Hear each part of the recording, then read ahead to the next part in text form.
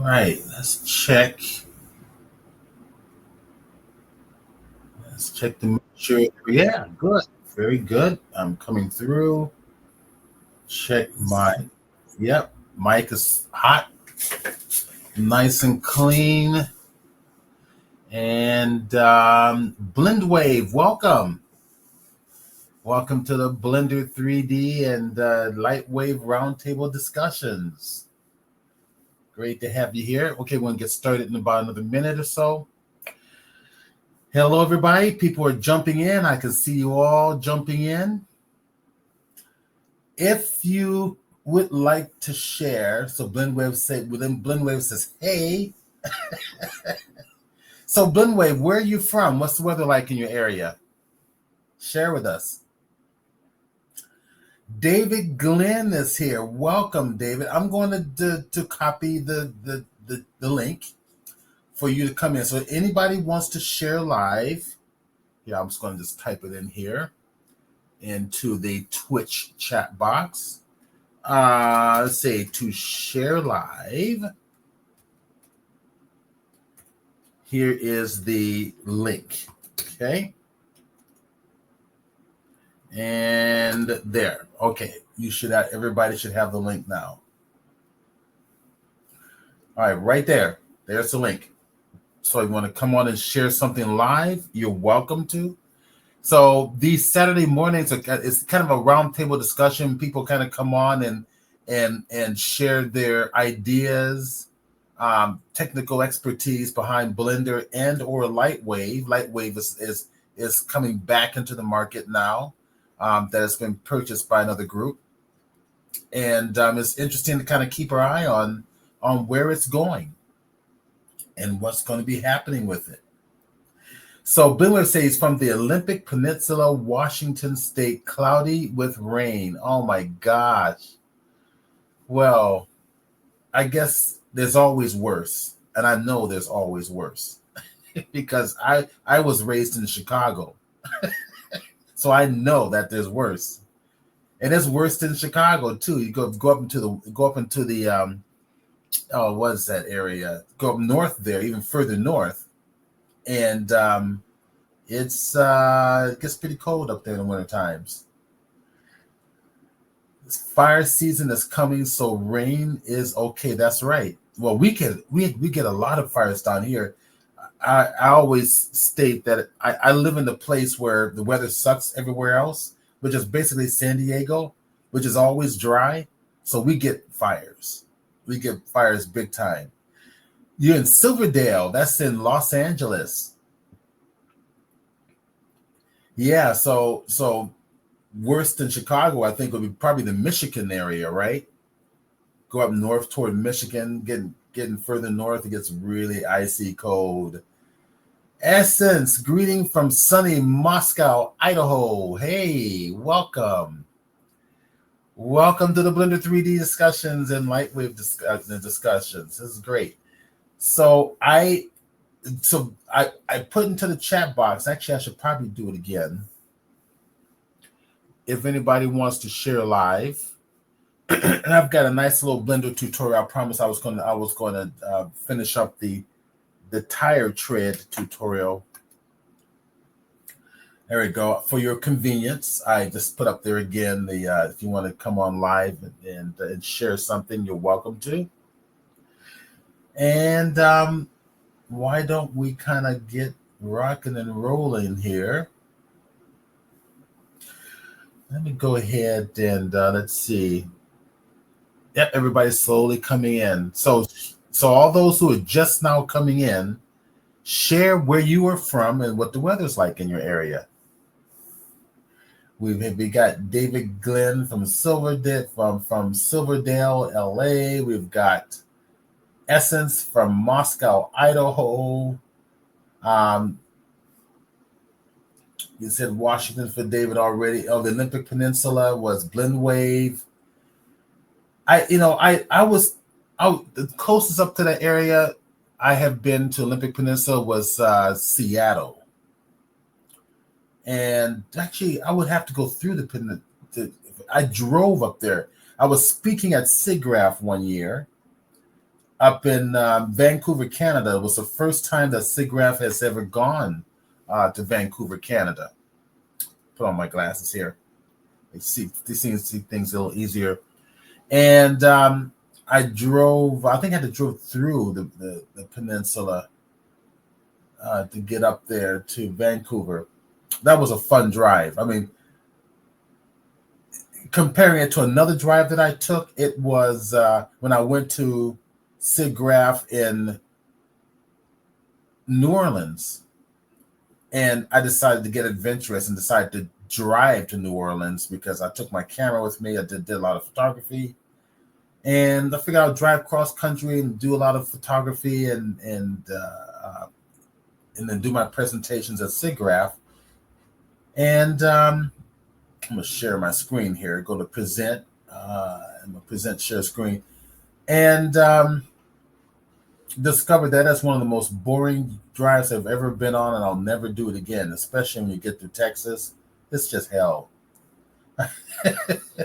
Texas is hell, so I'll never do it again. But then I took a similar drive, same amount of time. David's here. Hey, David. I'm not seeing your camera. No, there's no camera yet. It's still in the box. What was that? It's still in the box. It's still in the box. What's it doing in the box? What's the matter with you? I moved. Oh. I moved and about 3 days ago, officially. So, and Silverdale. So, are you liking your new place? Oh yeah, it's a great place. You know, it's kind of small, and I've had to had to adjust to a bedroom that is the size of a rabbit hutch. That's all right. But you know, I call it my little capsule hotel. As long as it does you good. But you know, the workspace here is quite adequate. I'm knee deep in boxes, so nothing's going to get no camera or anything like that until I get everything unpacked. And all right. It's all right. So, just one. And what I have, and what if I present anything this week, it will be just an echo of last week because I haven't done any coding or anything.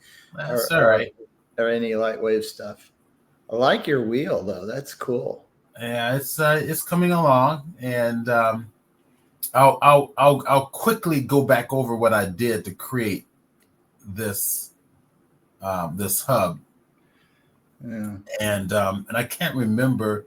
I think we did do the overall wheel outside, but I'll definitely talk about that. And then today we're going to do the tread. And I've got, in fact, let me go and access the tread patterns for everybody to see. Actually, I can just simply go to my X-ray view here. I think I'll push that back a little bit. Let me go and let's push this back a little bit. I think I've got the 3D cursor orientation on. Let's go to individual origins, reset that orientation back to the image. Let's just push it on back like this. There we go. There we go. All right, there's my tire tread so everybody can see what I'm doing. And I've got other images too, and I'll share that with you here real quick as I go to them here, and I'll just let you guys see what I'm doing here. And if anybody's have any questions, just chat, put it in the chat box. I'll keep my eye on it. See, John Marchand, hey, welcome, man. 35 degrees centigrade and dry as hell. Okay. Yeah, San Diego, the place where weather sucks everywhere else. You got in Spain. You're in Spain. Nice. Are you visiting or are you living there now? Share with us. I don't remember you being in Spain last time as a living place. So you lived there. Okay. Huh. For some reason I thought so you've always lived there? I don't know why I always thought you lived in the States.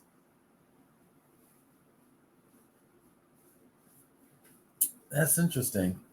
Yeah, my dad's been to Spain. I think some other my family members been there. I have yet to go to Spain, but if that comes up, let's see. John says been here for 10 years. From UK originally. Okay, all right. I was totally mistaken. I assumed totally incorrectly. Um, but I hear Spain is absolutely gorgeous. I would definitely that's on my bucket list. Maybe Yeah, I'm thinking about moving to Spain. you thinking about moving to Spain, huh? Okay. Well, I know Portugal or Spain. Some of my some of my sisters trying to convince me to move to. some of my Adobe contacts have moved to Spain, and they were head of some of the creative programs at Adobe, and some of the young hires that are managing the programs have moved to Spain, and they're actually loving it. So it's a great. I think it's the best learning experience in the world is learning to just go to other countries and live a different type of a culture and being in a different environment. I think that's just so important. And a lot of us Americans don't get to do that. Um, it's laid back. Yeah, it's different there. Life is probably a lot slower there. It's not like living here in America. Um, you know, the relationships and friendship orientations, family orientations are probably a lot tighter. You connect with one another a lot more deeply. Um, and that can be the same way here in the United States, but it depends on where you are. Yeah. In Southern California, we don't have a lot of that deep connection because we have really nice weather and everybody's always outside and we don't have to depend on one another to survive. In Chicago, we did. So in Chicago, you knew your neighbors, you kept in contact with everybody because Mother Nature was always trying to kill you 24/7. Oh God. So, It wasn't like that at all when I was in Chicago. It was actually quite a beautiful time, and it was a little damp on occasions. But let's see. yeah, I was there for 3 days while I was waiting to go back on the Empire Builder. Yeah, I guess because I was going on my first Amtrak adventure. And, right, he's saying that in Spain it's great if you're retired, but not great for business overall. Well, yeah, I guess if you retire, you put away enough money to retire, so that might be a bad idea. I'm semi-retired, so I have more than one source of income. But then again, as artists, when do we ever retire? I mean, that's true. Artists don't retire. We love our craft. We really do. I like to think that I retire into art. Yeah. I've always, I was, I was, an artist out of necessity. But I mean, when I was working for Jacobs, when I was working at Navair, because I created the tool and I also had to create the media. And to do that, I needed to learn creative tools. I needed to get involved in stuff like that. Yeah. And it was lessened through immersion. Right. And now that I'm not is bound to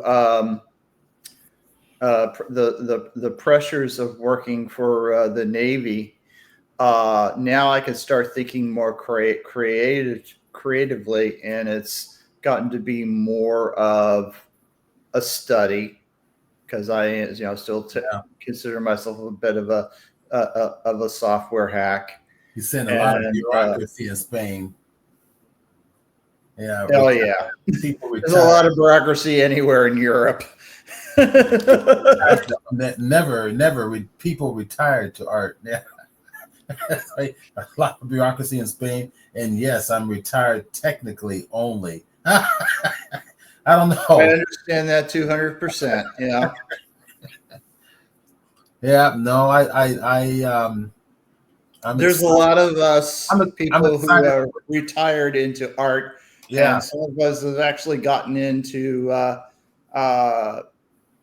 develop, doing some really cool stuff out here. Oh So yeah. it's Well, it's, it's the technology is changing, and especially where this AI is going, especially with Blender, yeah. it's pretty exciting. In fact, we just offered a Blender and AI class at Studio Arts. In fact, I'll Oh, show that to you.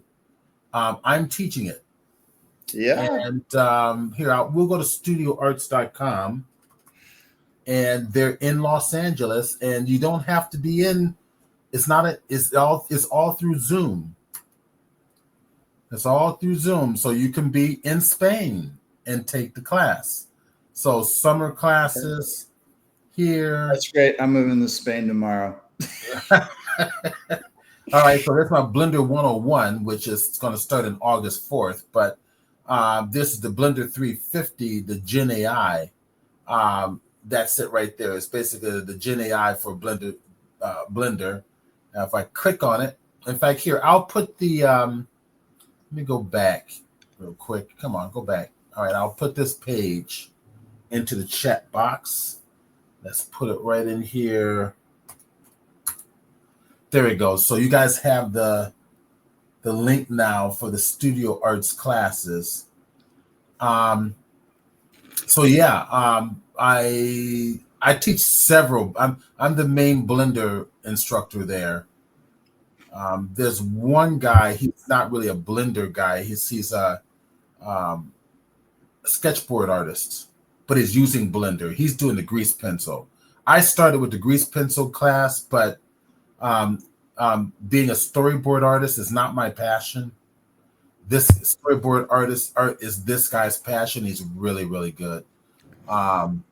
And he's using Blender for it. Let's see, who's the artist? I'm forgetting the instructor's name. Seth, I think his name. Yeah, Seth. Yeah, Seth, and a really nice guy, really knowledgeable, really talented guy.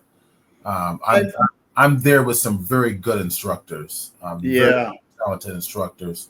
One of the instructors that teaches ZBrush class was also the guy that designed the dragons in Game of Thrones. Ooh, cool. He's very cool. So yeah, the Gen AI here, I'll click on that one there. Mm-hmm. I've heard a lot of instructors. I've been doing the node thing, and a lot of instructors now are incorporating grease pencil into their instruction. Oh yeah, grease pencil is amazing, and Blender is getting better. It's getting better and faster. There we go. So Studio Arts is the Blender generative AI class for your convenience. Mm-hmm. Check that out on your own. But anyways, that's just. And Steve, do you mind if I push a little something for a second? Believe me, this is a good cause. Okay. I've heard that the Blender group has been developing Blender for as little as $3 million.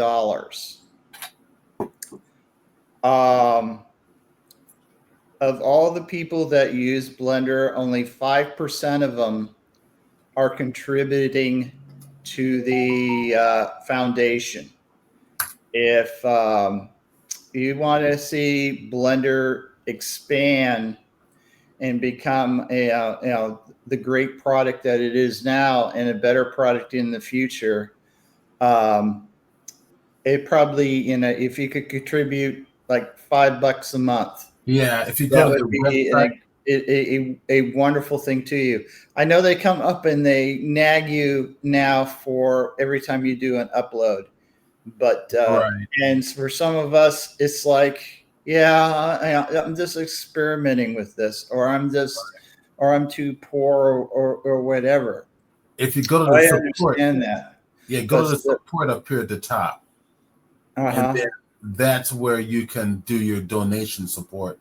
You've got your, if I remember correctly, community support, enterprise support. That's bug reports are there.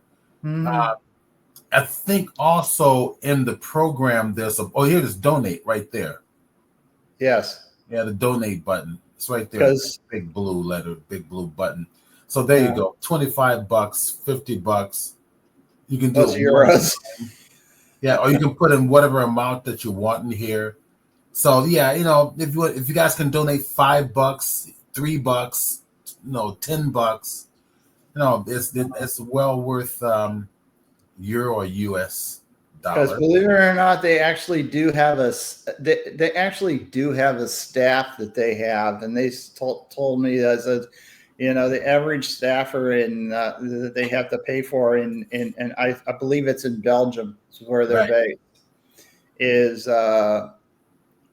they have to pay like 4K for a developer and stuff like that, and it's because of that, because they've been able to get the power of a lot of big developers who donated. I think Epic donated like $2 to $3 million.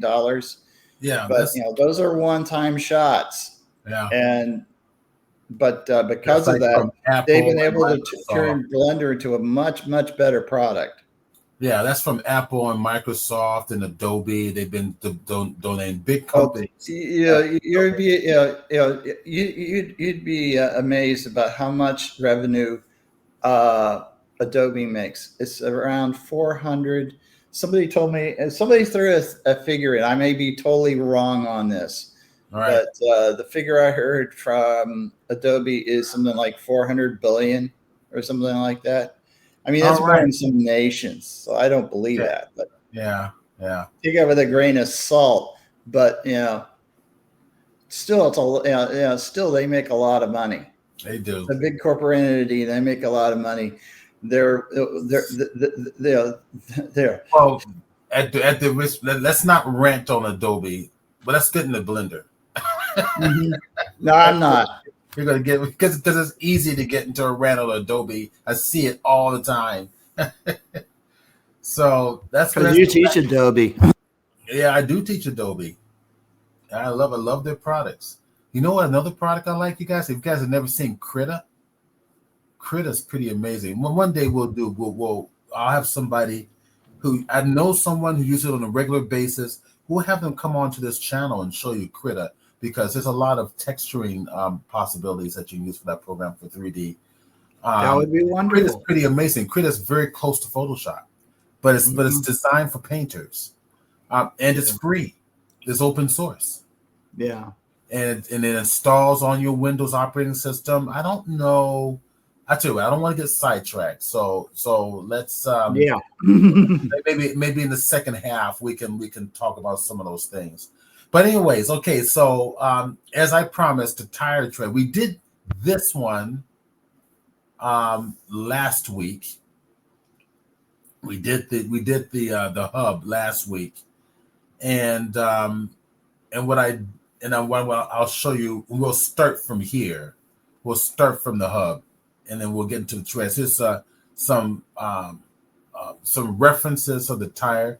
It's something I did. I did this in one of my Blender classes recently. I figured maybe something I can show here too as well. And what's nice about this is these are actual tires photographed. So this is the real deal. Now, where do I get these tires from? Let me bring up a browser here, and I believe I made a bookmark called tires. I'm going from memory, and if my memory serves me correct, I should have a bookmark called tires there. Okay. I think, let's see, let's try this first one. I went to tire stores. There we go. And tire stores give you an actual photograph of a 3/4 view, a front view, a side view, and a top view, which is really nice. So I can scroll through here. There's my, that could be considered as a front or a top view, either one. That can serve either way. Then your side view, and this is kind of nice, right? So I went directly to the manufacturer's site, and where they actually photographed the actual tire and then put it online. It's like they photographed it onto a white background. So I'm utilizing this particular tire because the treads are a little less sophisticated than some other treads, but which makes it easier for a tutorial like this because you can spend all day doing these things. Makes it short and simple. All right, so I'm going to minimize this. Matter of fact, yeah, I will. I'll just minimize it this way. And this is just accessing the actual photos through Windows Explorer. Let me go back. And I make a separate folder called images inside the tire. So whenever I do a new tutorial or a new project for a client, I'll name it, the client's name, or maybe include the date. In this case, because it's just a simple little tutorial, I just called it tire, and inside tire, I'll put all the images in the images folder.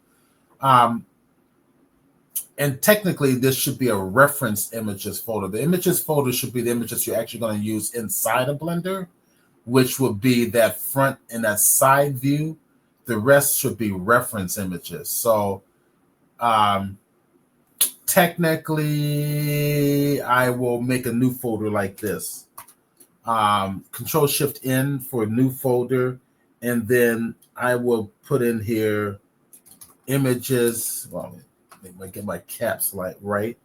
So images reference. I hit that again. Reference or something like that. All right. And then with that selected,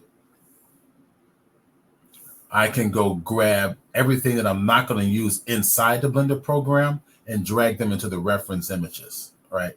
So I just use those as references. The actual images I'm going to use for textures and or references inside a Blender goes inside the reference folder. Here are some other treads I was looking at too, and kind of double click those and bring those up. And I was thinking about doing something like I found a little pattern sheet of various treads that tire companies might want to use or might hire a designer to create for various types of tires. But I find the actual photographed tire is just much, much more helpful. So in this case, so let's go play. Let's go play in Blender.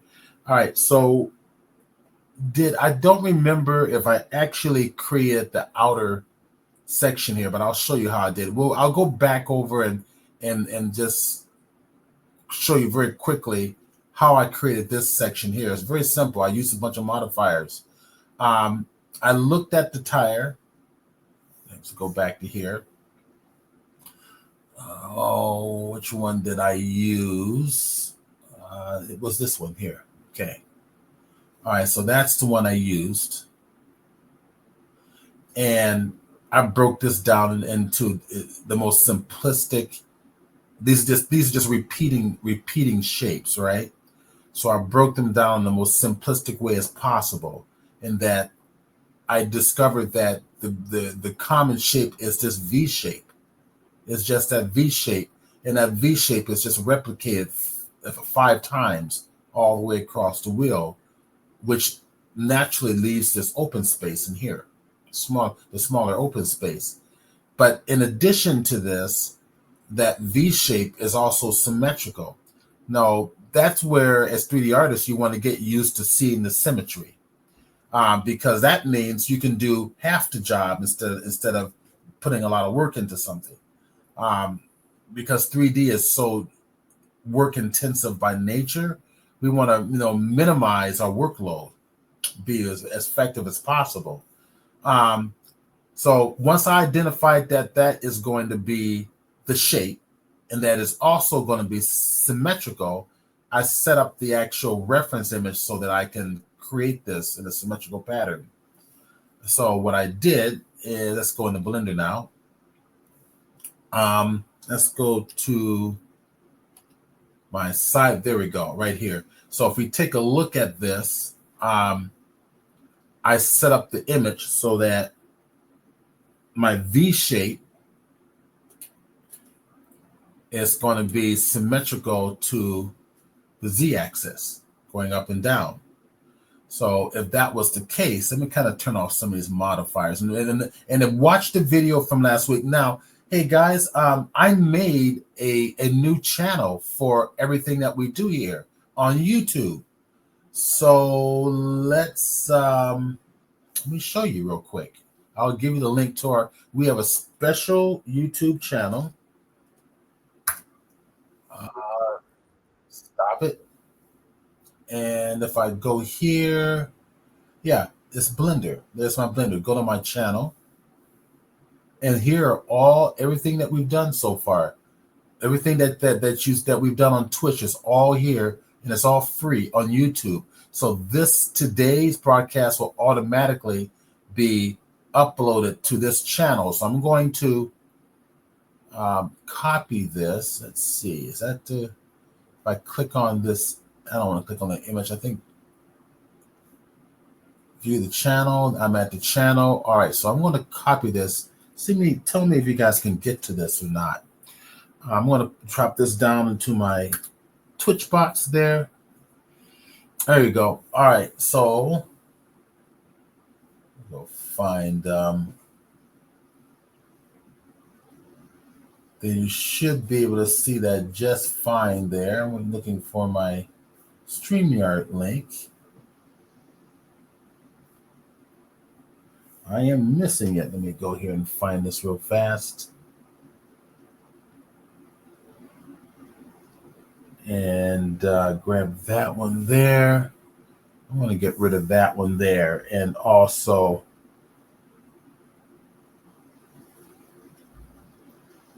okay. All right. Okay, so I think we're okay. I just want to make sure that everybody can see and hear me fine. Just double check. All right. Okay, so this is the channel. And everything is recorded here. So just tell me if you can access that. Everybody should be able to access that. I just dropped it inside of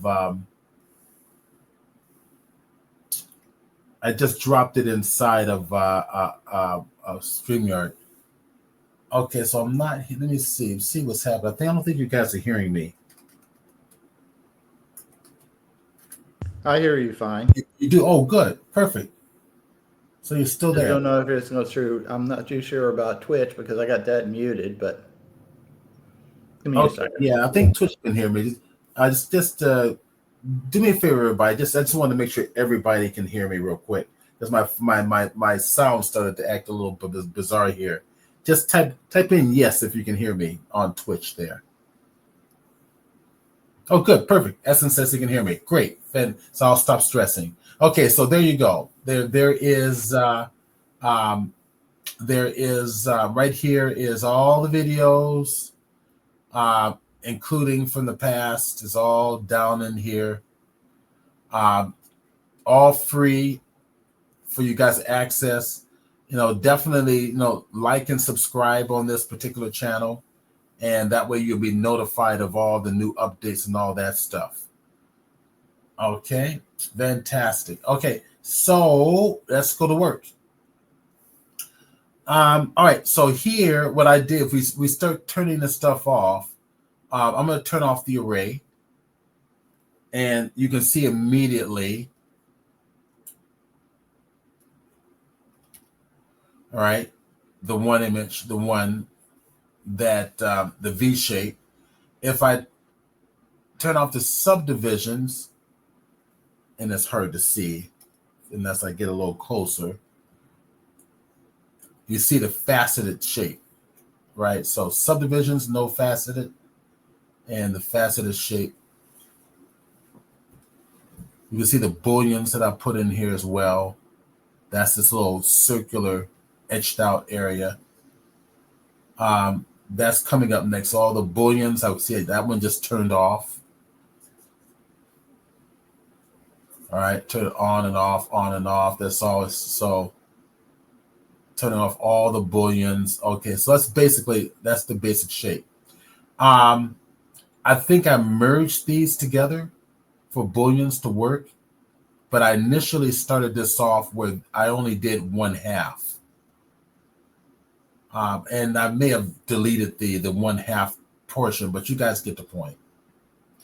Let me just kind of turn everything back on here. All the modifiers back on. Cool. And that's my basic hub. This I used to screw on. I used a modifier for screw. In fact, let me turn off the screw. And that's the shape right there. That's the basic shape. Turn off the mirror. You notice I mirrored only half of that shape. And then turn on mirror, the other half, and then the screw to screw it around. So all this is a flat plane to make that hub. Okay. And the wheel itself is just a flat plane. So if I turn all these off, that's basically a curved flat plane. Flat plane is kind of curved in space there. That's the basic shape of the tire. Kind of getting close. Turn on the mirror so you have the other side. The array. So I used the array command and arrayed it around an empty. Actually, this one I didn't. I actually did a curve. I actually did a curve modifier. I could have arrayed it around an empty, but I did a curve modifier instead. So I wanted to distort it to be more round. So I used a circle, a curved circle, curve that shape around that circle, and added some subdivisions to smooth it out. I'm not really going to need it, but I'm going to turn those off for now. Okay, so that's basically that. That's how I did all those there. So what we're going to do today is the treads themselves. All right, so I've set up the tire. I set the tires so that they all equal in height. They're you know, in perspective, they're all going to work. Let's hit the Alt. Let's go ahead and go to the ones. Hit the 1 key on the numeric side of the keyboard. So I'm kind of guessing how all this is going to work. So that's the outer tire, and I'm thinking that the outer tire itself may be a little bit too small, but let's just talk about it a little bit. So the main shape, which is what I have outlined, is going to be the main body of the tire. And what we want to do is pretty much just, outline the treads. So I'm trying to anticipate just how much space I need above the body of the tire to create my treads. And again, the body of the tire may be a little bit too small. I might make it just a little bit larger. I think that will be wise. And that'll be pretty easy to do. So if you're looking at the treads on the top, the whole shape of the tire needs to actually go a little bit larger. So I'm going to try to, today I'm going to try to just outline and create all these treads to make it look pretty much identical to what we see in our photographs. So let's go have some fun. All right, but I need to do something. I want to be able to maximize. There we go. That's what I'm looking for. I've got too many windows open here. And let's do this. Let's maximize that. All right. Okay, so I'm thinking I want to resize this a little bit, but I do not want to resize it on the y-axis. I want the y-axis to stay where it is. So let's go to with the 1 key on my keyboard, go to my front face view, And I'm going to hit the, let's see, if I hit the S key, let's see what happens. Okay, so this is what's going to happen, and it's because of that modifier. All right, so then now that I know that that modifier is the one that's going to cause issues, then what we need to do is to actually resize the thing that causing this modifier to work, which is actually the curve right here, right there, that curve. So if I take that curve and scale it, the tire will scale automatically. Everything adjusts automatically. And I'm thinking probably taking it to right about there. That works pretty good. That's not bad. I'm going to need to adjust the interior, and that's no big deal, right? I got to adjust the interior to come down and meet the actual hub as a result. And remember, if we turn off the curve array, I said, tell about if we go over here and let's just go inside and go into the edit mode. So tab key, edit mode. There we go. All right, we need to bring the bottom down a little bit. So if I go to X-ray mode here, and if I just select just this bottom section, all right, let's go back to standard mode, and let's turn it on. So this curve modifier, also the array modifier, let me click it. You can see the array, and click this and that. There we go. All right. And that shows the results of the array while we are in edit mode. Now let's go move that piece. So we have that inside selected. There we go. We can move it on down like this. Yeah. See, I love the flexibility of Blender. It's just so flexible. You can just go back in. You need to correct something, you can go back in and correct it, effortlessly. Okay, that works. That's good. We're done. Tab. There we go. That's what we want. Now we're ready to go get our treads. Okay, let's go to the front view. That's I'm going to hit the Control 3 on my keyboard here. Go to my X-ray view. And I think I'm going to go ahead and turn off the hub on the inside, or just visually just turn it off. And that's easy to do. So let me kind of get out of here, grab that, and grab this here. And I think I'm going to select anything on the inside there. All right, I don't want the tire selected. There we go. And hit the H key for hide. There we go. Now I accidentally, let me undo that because I want to keep my tire in the background. So Control, grab that. Now hit the H key for hide. There we go. That way, that other stuff is not in my way visually. We're going to have some fun. All right, Control 3. And there we go. We can see our tread somewhat here. All right, and then we're going to go have some fun. I want to make sure I'm going to stick to this, to my my horizon line here, or the floor.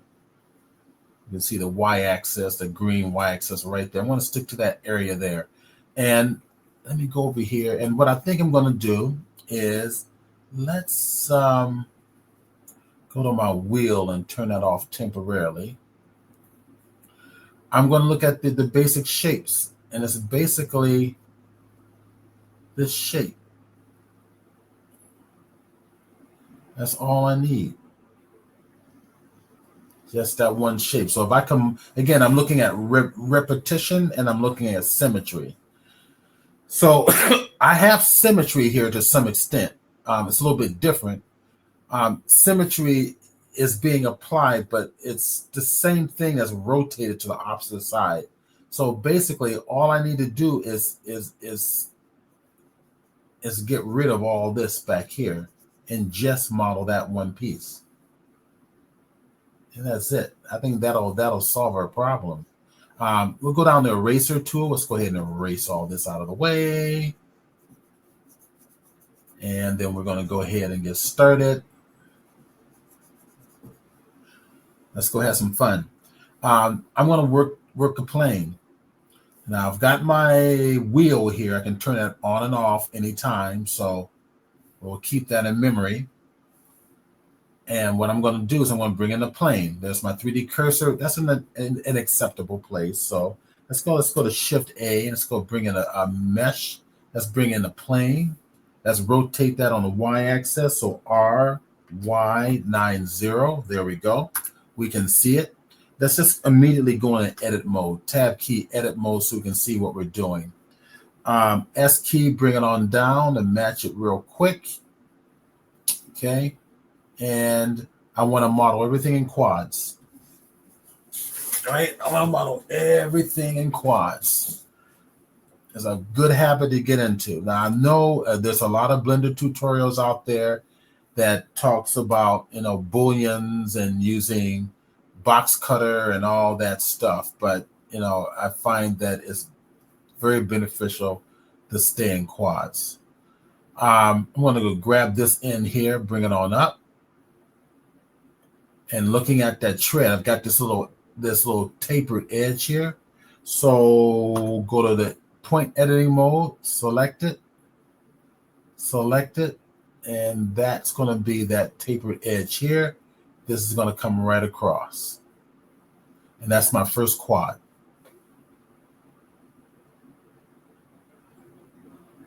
All right, now I'm going to go to the number 2 key, which is my edge editing view.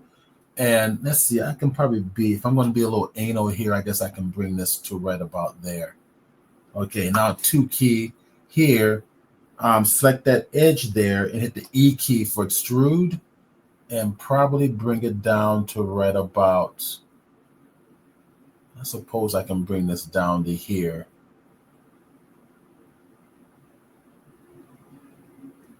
Okay. Hit the 1 key for edge for the point editing mode. Bring this on down to here. Got a little bit of a taper over this way here, so no big deal.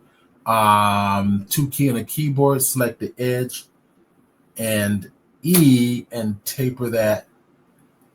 Get this one correct. 1 key and then pull that on in like this. So we're trying to match our treads as accurately as possible. We select it. There's our shape. Okay, let's do something else. So if we take a look at this shape of this tread, we've got a slice right down the middle, and we've got a circle right about over to here. Okay. I'm going to grab that edge real quick, double click, double G, and move it down a little more like that. Yeah, that works. Okay. You'll see why in just a moment. We've got a hole in this tread right about here. And we're not going to use any booleans. We're going to model it in. We're going to just design it on in there. All right. All right, we're going to start by Control R for slice, and it's slicing this exactly where I want it to go. That's exactly where I want it to go. The slice actually comes straight on up, so I'm going to go 1 key, grab this one, double G, and move it on like this. So hopefully you guys can see the little dark area in here that represents those slices. You can see the slices on the tire. In fact, we'll, yeah, I think you can. I think you can see that. Well, if I go and grab one of the images I was playing around with earlier, so bring that up, and I'll bring it on over so you guys can see it.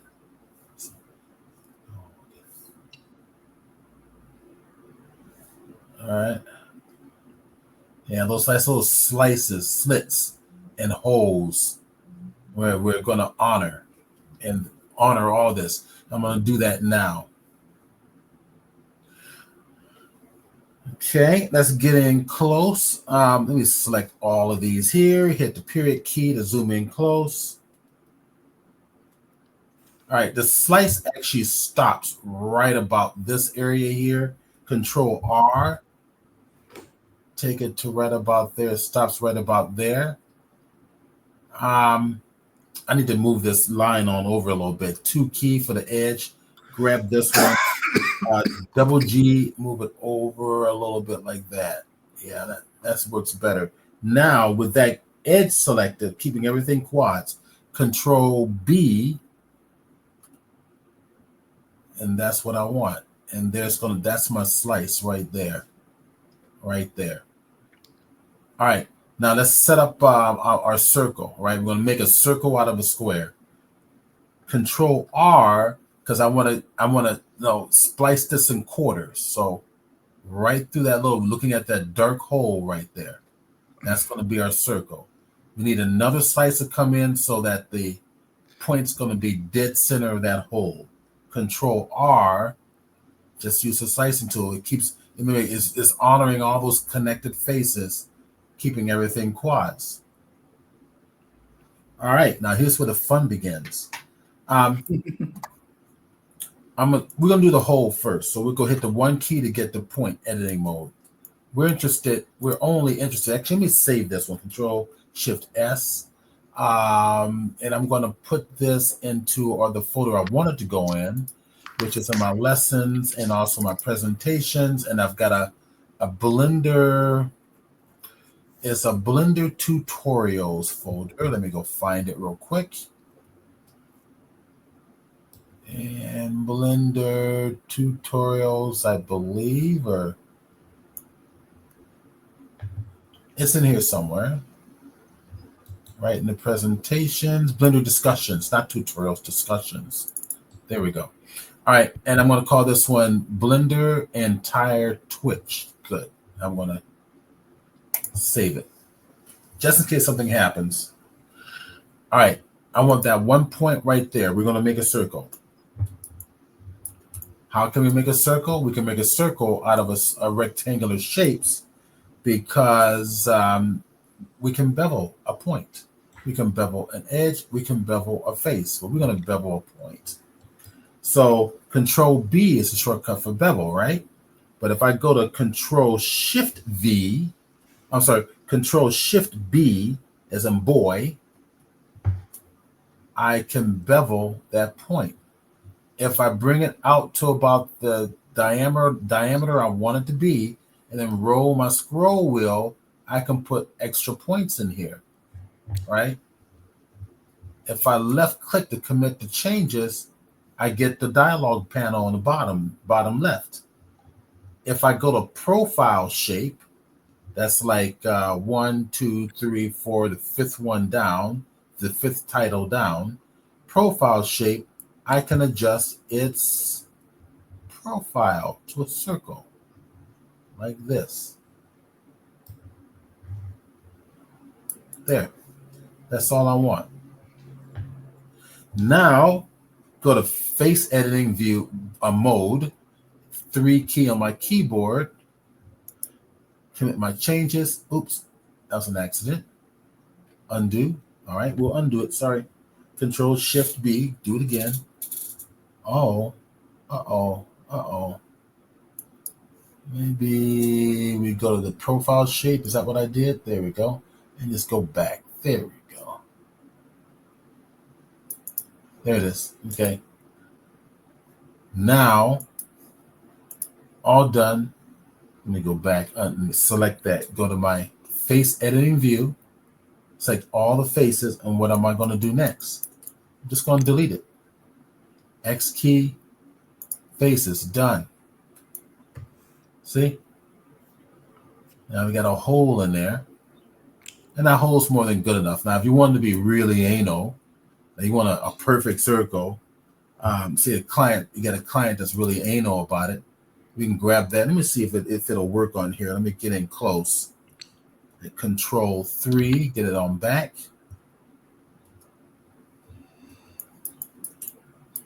Let's see the shift, double click, shift, double click, shift, double click, right click, loop tools, circle. There, it's your perfect circle. And that's what that loop tool circle does. It changes anything that's linear into a perfect circle.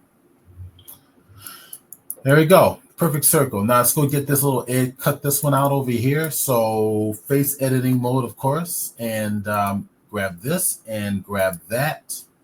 And that's all we need to do. X key and delete those faces. So that now we're done. We got that basic shape. All right. And let's go bring the tire up so we kind of gauge where we are here. So I'm going to come back. Now I'm in full screen mode here. It's a shift space bar. No, it's not shift space bar. It's control space bar. Let me get out of here. Go to my object mode.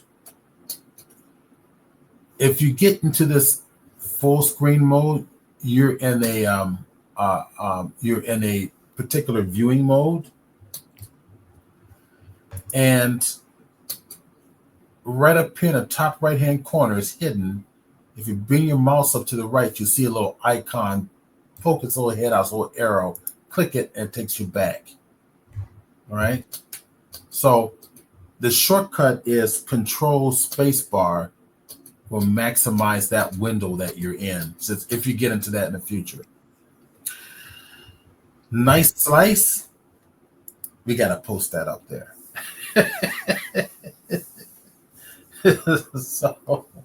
So yeah, you're going to be using slicing a lot in Blender.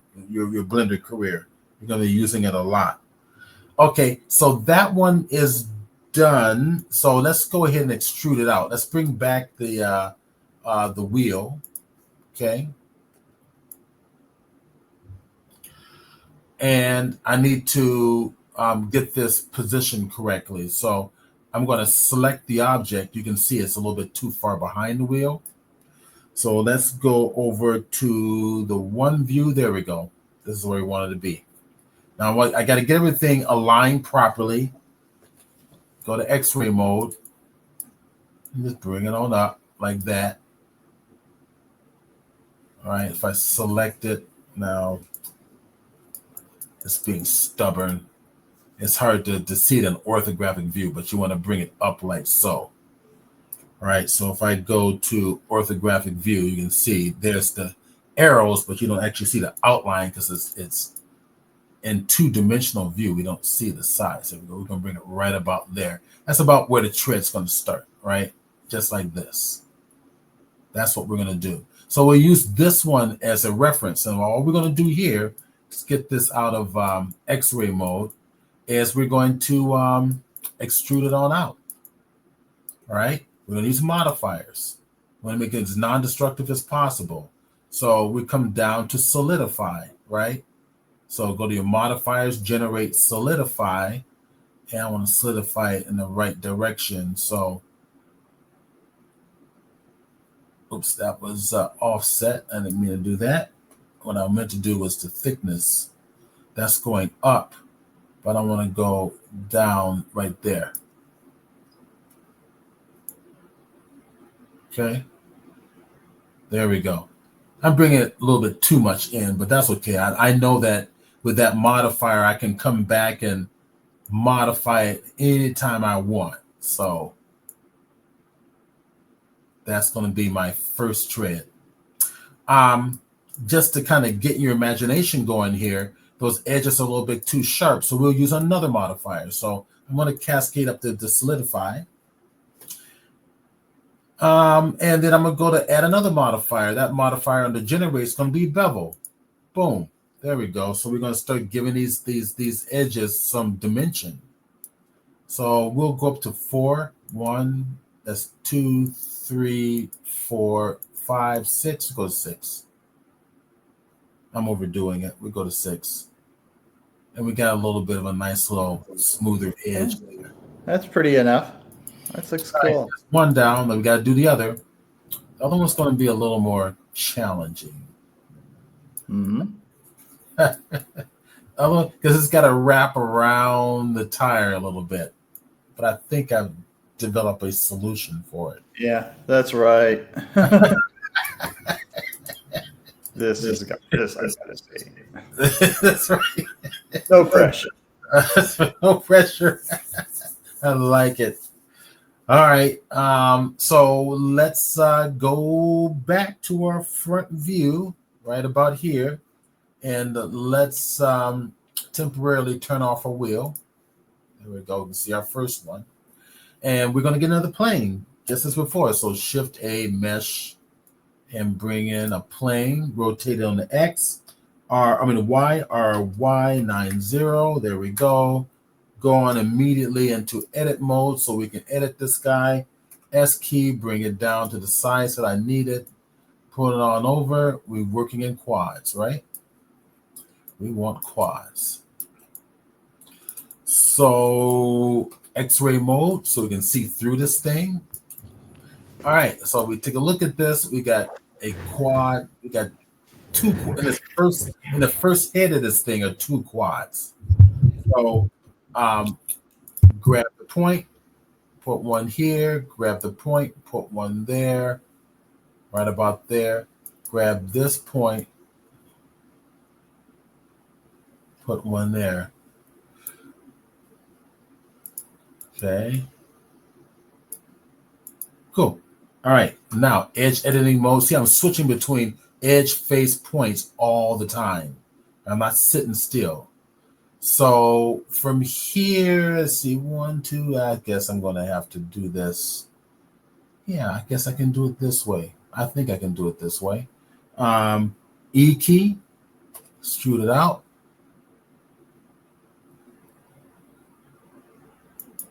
And let's see if I can get away with it this way. Yeah. And I've got that edge there. I'll pull this on over a little bit more. And I can make that edge happen like this. Okay. I'm just setting it up.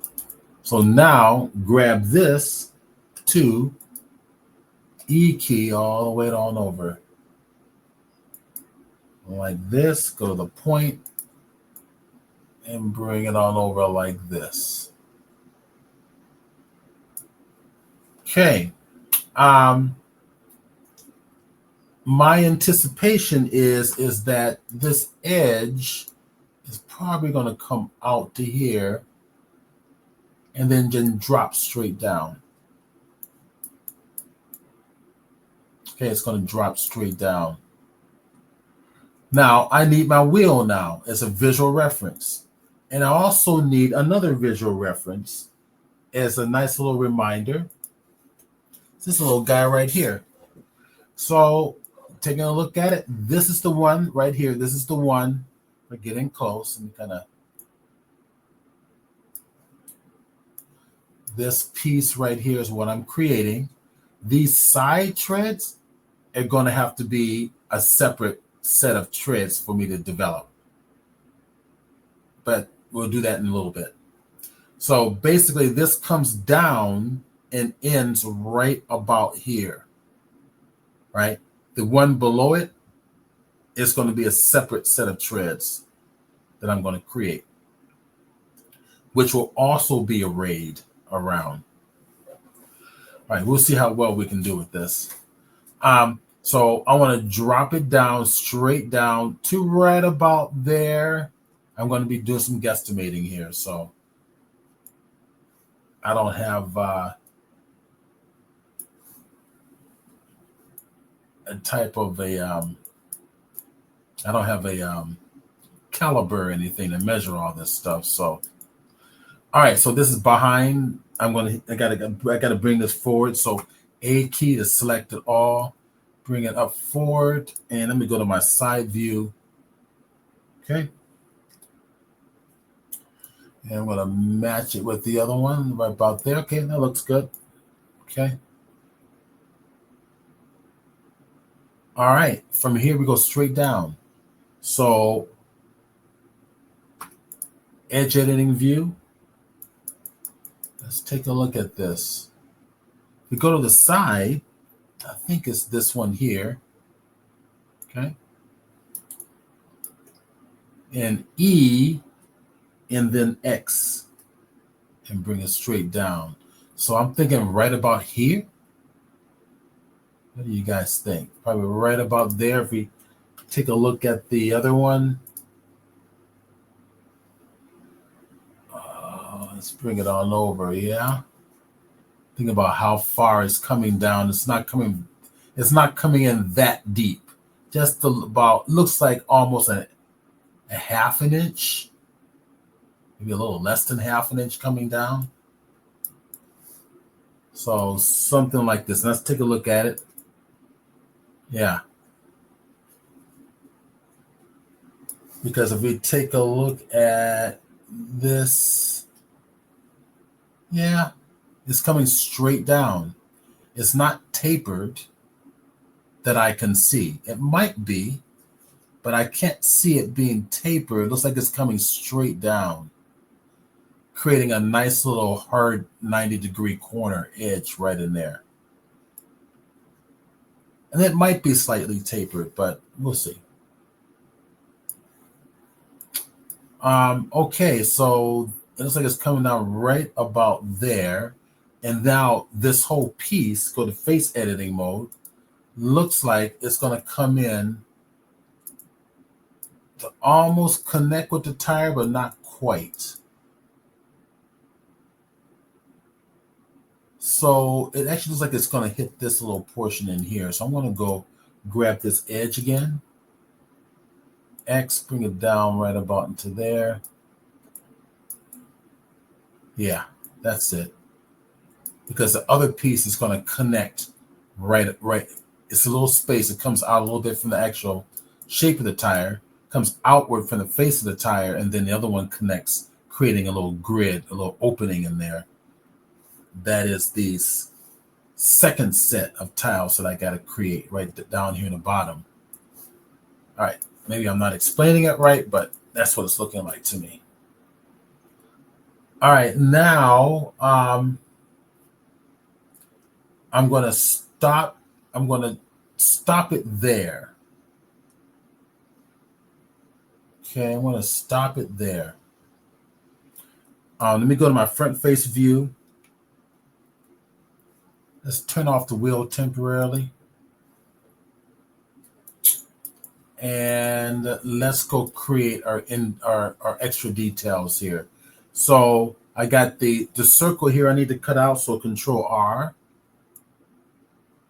Slice it directly in half. Control R, slice again.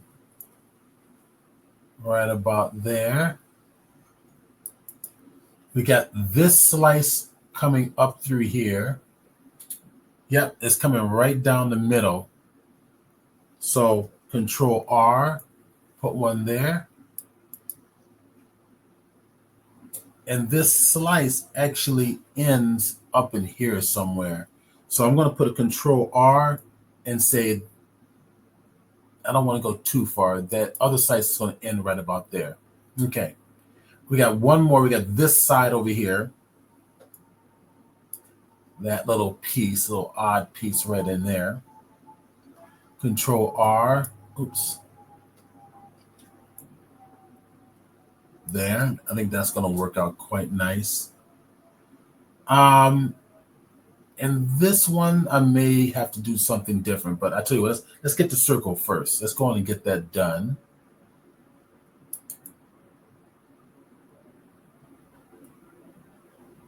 And before I do that, let me do something else. Let me grab this from here. Control Shift, grab that there.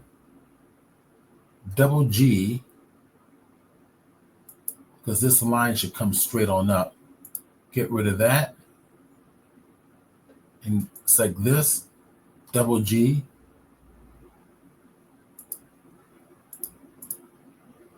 And then double G. Yeah. There's the line coming straight up through there. So that if I grab this whole space here, Control B,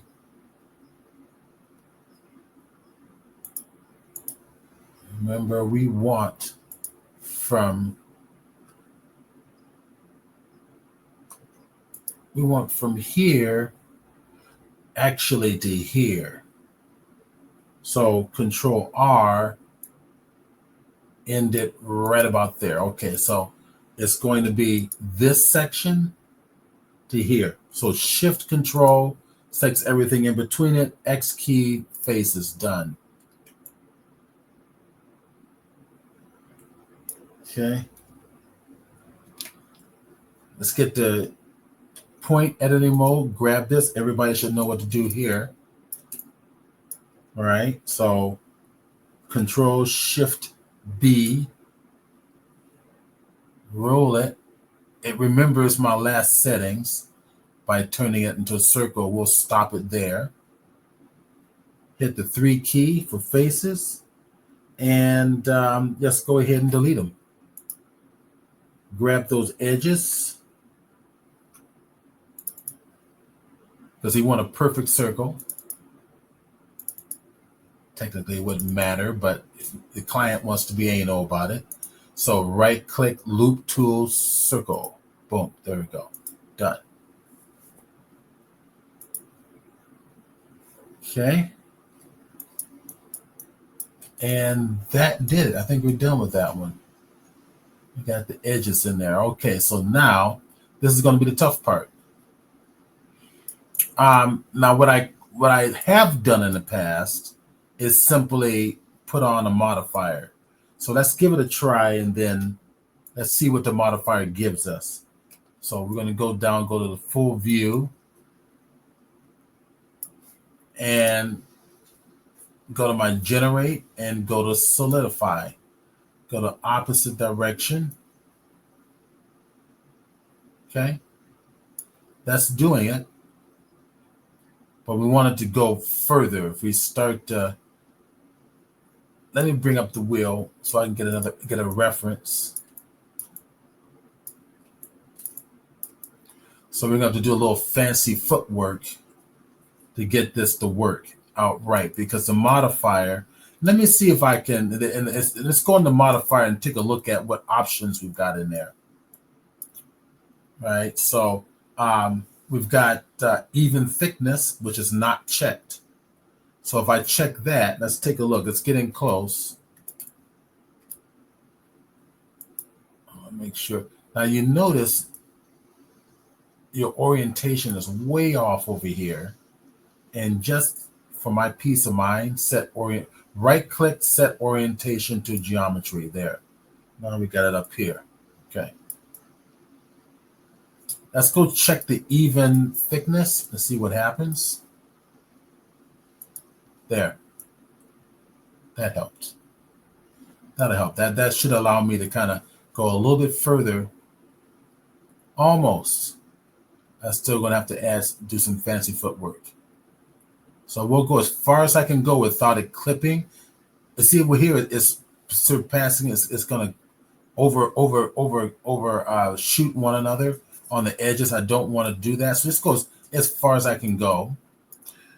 What are the options I've got in here? Edge data, no. Crease, yeah, we can play with this one, but this is what I'm thinking of doing. Let's just apply the modifier. Why?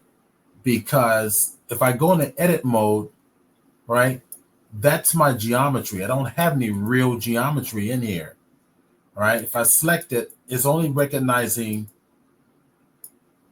the plane. All right, and we want this internal sections to be recognized as well. So let's go ahead and apply it. So go here to object mode, hit apply all right there. And now we've got some real geometry. So I can now come in here and there we go. We got real geometry.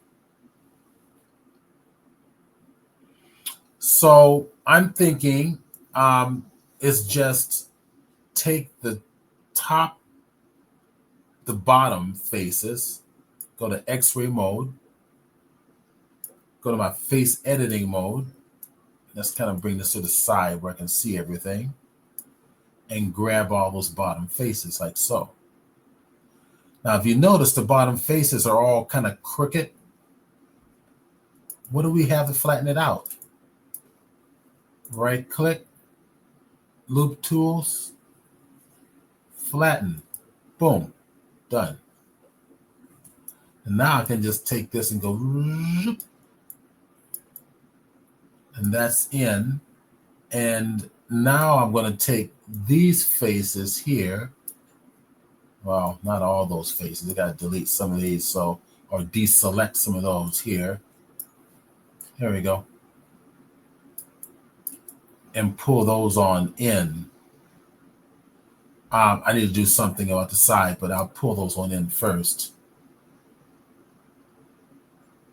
Or better yet, I think what I might want to do is probably grab these edges.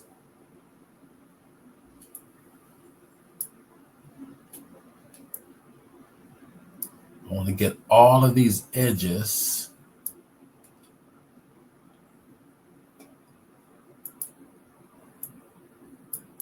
I think that'll work. Let me see. But I need to move in the right direction, so I'm gonna wing this from the top view. So 7 key from the that's not the top view. Oh, interesting. Maybe that's all. I didn't like that. They don't like that view. Okay, I'll go back to where I was. Just manually do this.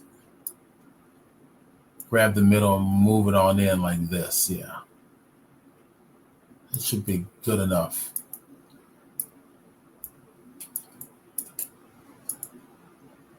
Okay, that should be good enough. I'm going to grab just those edges there. Bring it in, bring it down.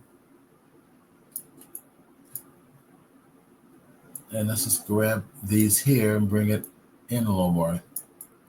Yeah, that's getting into the tire. We just want to get inside the tire. This little face that we have selected here, I'm going to go to my face editing mode. We'll flatten that out. Let's flatten it out. Right click and flatten there. Now it becomes plainer. I may need to move this on over to because I manually moved it. Move it over like this. There we go. Gotta watch out for little stuff like that if you're gonna manually do it. Move it over like that. That's good. It works. Done. Okay, that's the other tread. That one's done. All right. Let's apply the same technique that we applied to the first one. Give it a bevel. We're going to give it a modifier. Go to Object. Give it a generate. Let's give it a bevel. Boom. See? And I think we did 6, right? So 1, 2, 3, 4, 5, 6. There we go. It gives it a nice little curvature to it to the edge, so it looks kind of real. We're almost there. I think we can probably get away with this. I think this will be just fine. Matter of fact,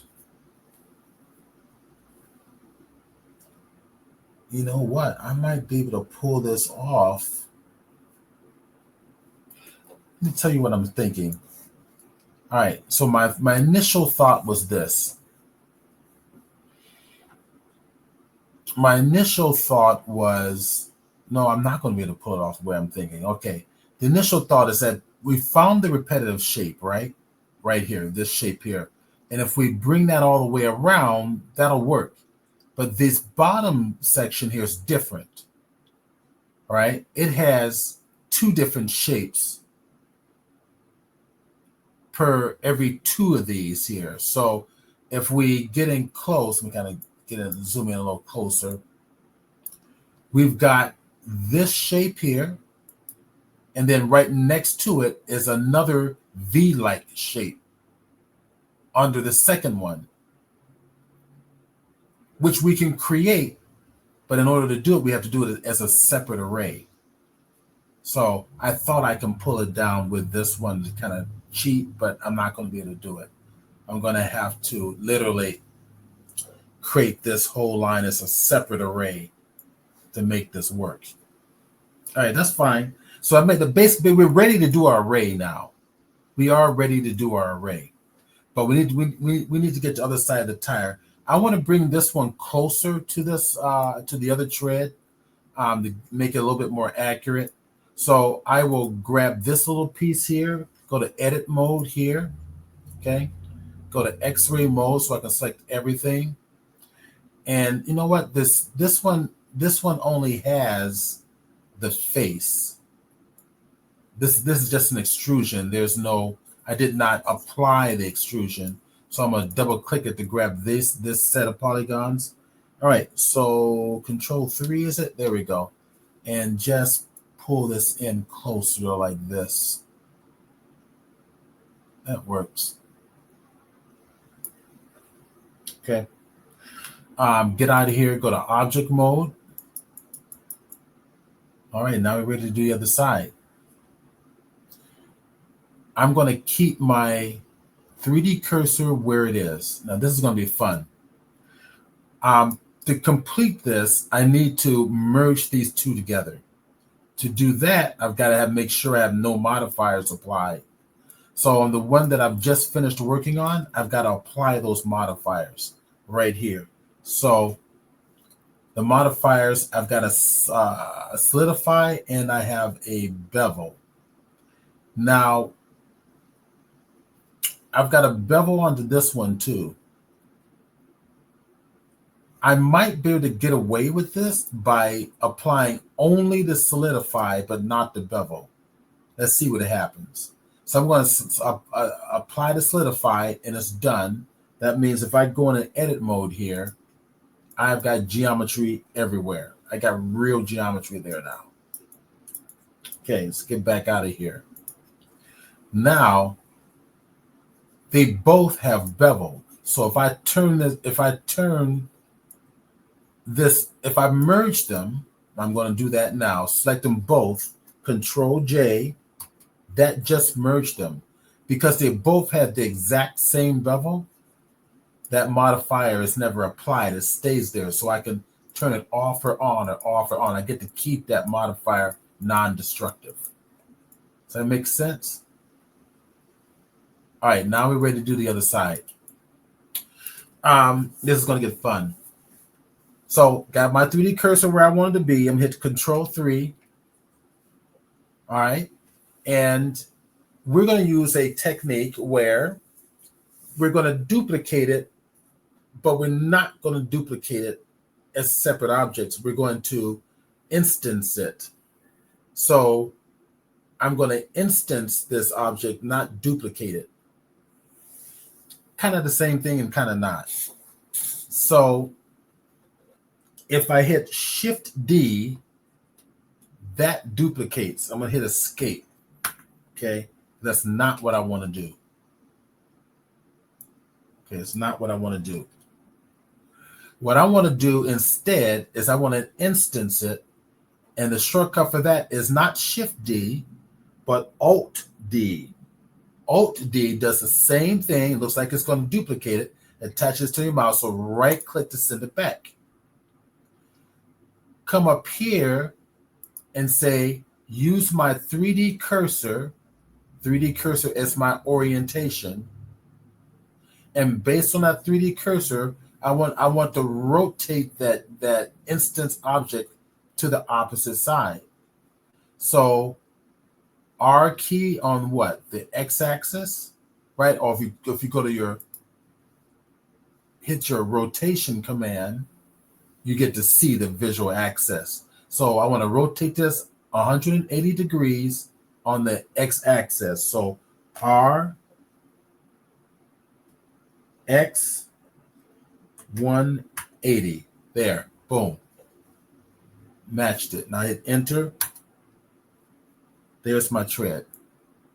We got it. Now, why did I instance this and not duplicate this? You're about to see right now. Go to my top view, go to my X-ray view. I'm going to go inside here because I want these to come closer together because if I look at my tire, I didn't do a good job of making sure that these two pieces came closer together. And I knew I wouldn't, but I know Blender is flexible enough that I can go back and make those adjustments, which is what I'm going to do now. So tab key, edit mode. Oops, I'm in the wrong one. Sorry. Go back to object mode, go select the right thing, which is right there. One of those objects, tab key, there we go. Now, I want to select just that front face, actually here. Hold down the control key, right click gives you the lasso tool. It's easier like that.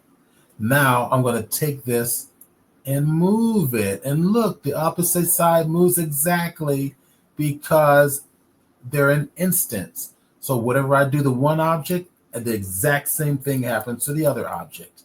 So now I've just made my life so much easier because I'm only doing half again. Even after I duplicated and flipped it, I'm only doing half. So there you go. Done. Go to object mode. Is it 11:30 already? Oh my gosh, time flies. I was sitting having fun. Okay, we got to take a 15-minute break. Let me get the 15-minute timer. 15-minute timer. All right, spring's all over. So we're going to do a 15-minute break. It's that time. Let me go get the one that I like the most. That one right there. Let's not start playing just yet. Make that go away and let's make that maximize. Okay, so let's do a 15-minute break and go all the way to 15 minutes here, and we'll come back and finish up this tire. Have more fun. Okay.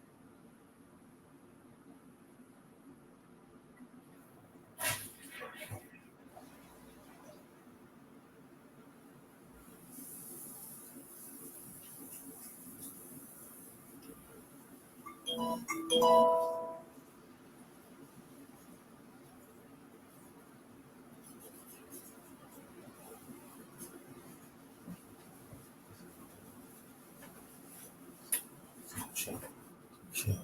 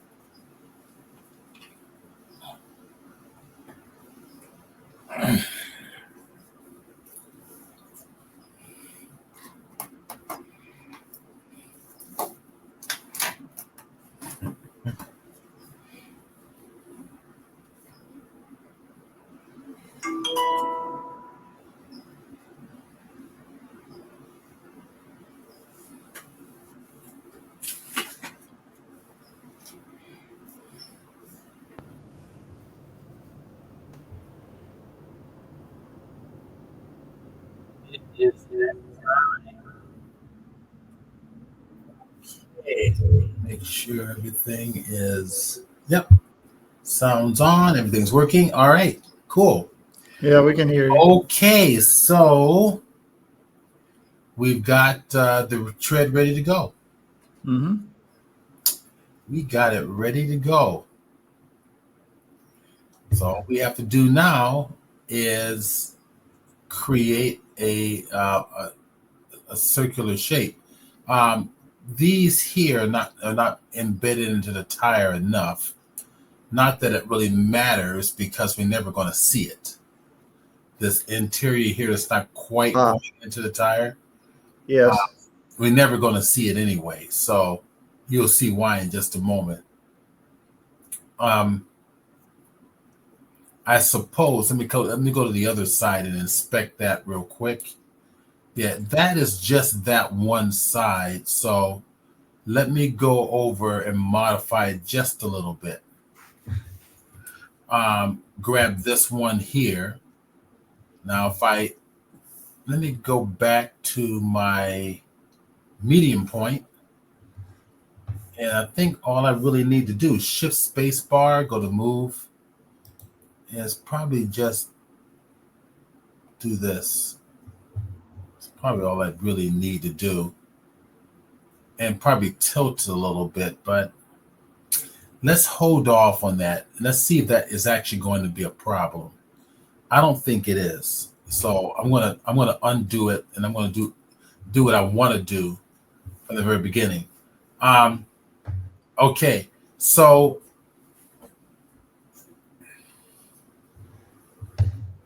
let's select this, select them both, and I hit Control J and merged everything together. So everything is one piece now. All right, now I need to ensure that the center of this tire, I want to make sure I get the center of the tire. So I'm going to go select the tire itself. Everybody sees the orientation point there. Shift S gives me my 3D cursor pie menu. The very bottom is cursor to selected right there. Okay.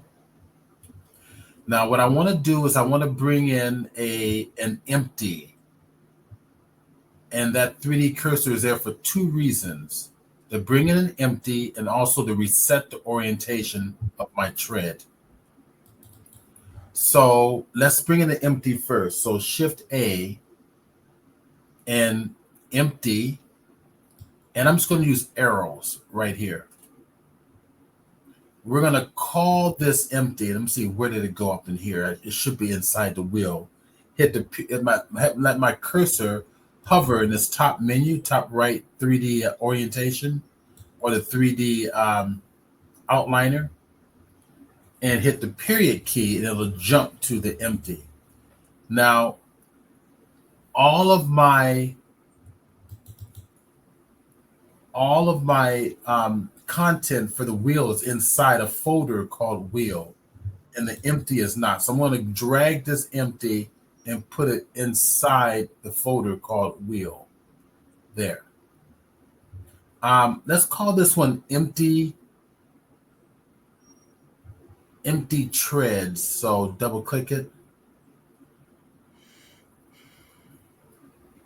I'm going to call it empty array dot treads. There. Okay. Now, the goal here is also to have the treads orientation based on the same orientation as the empty. So easy to do with the treads already selected.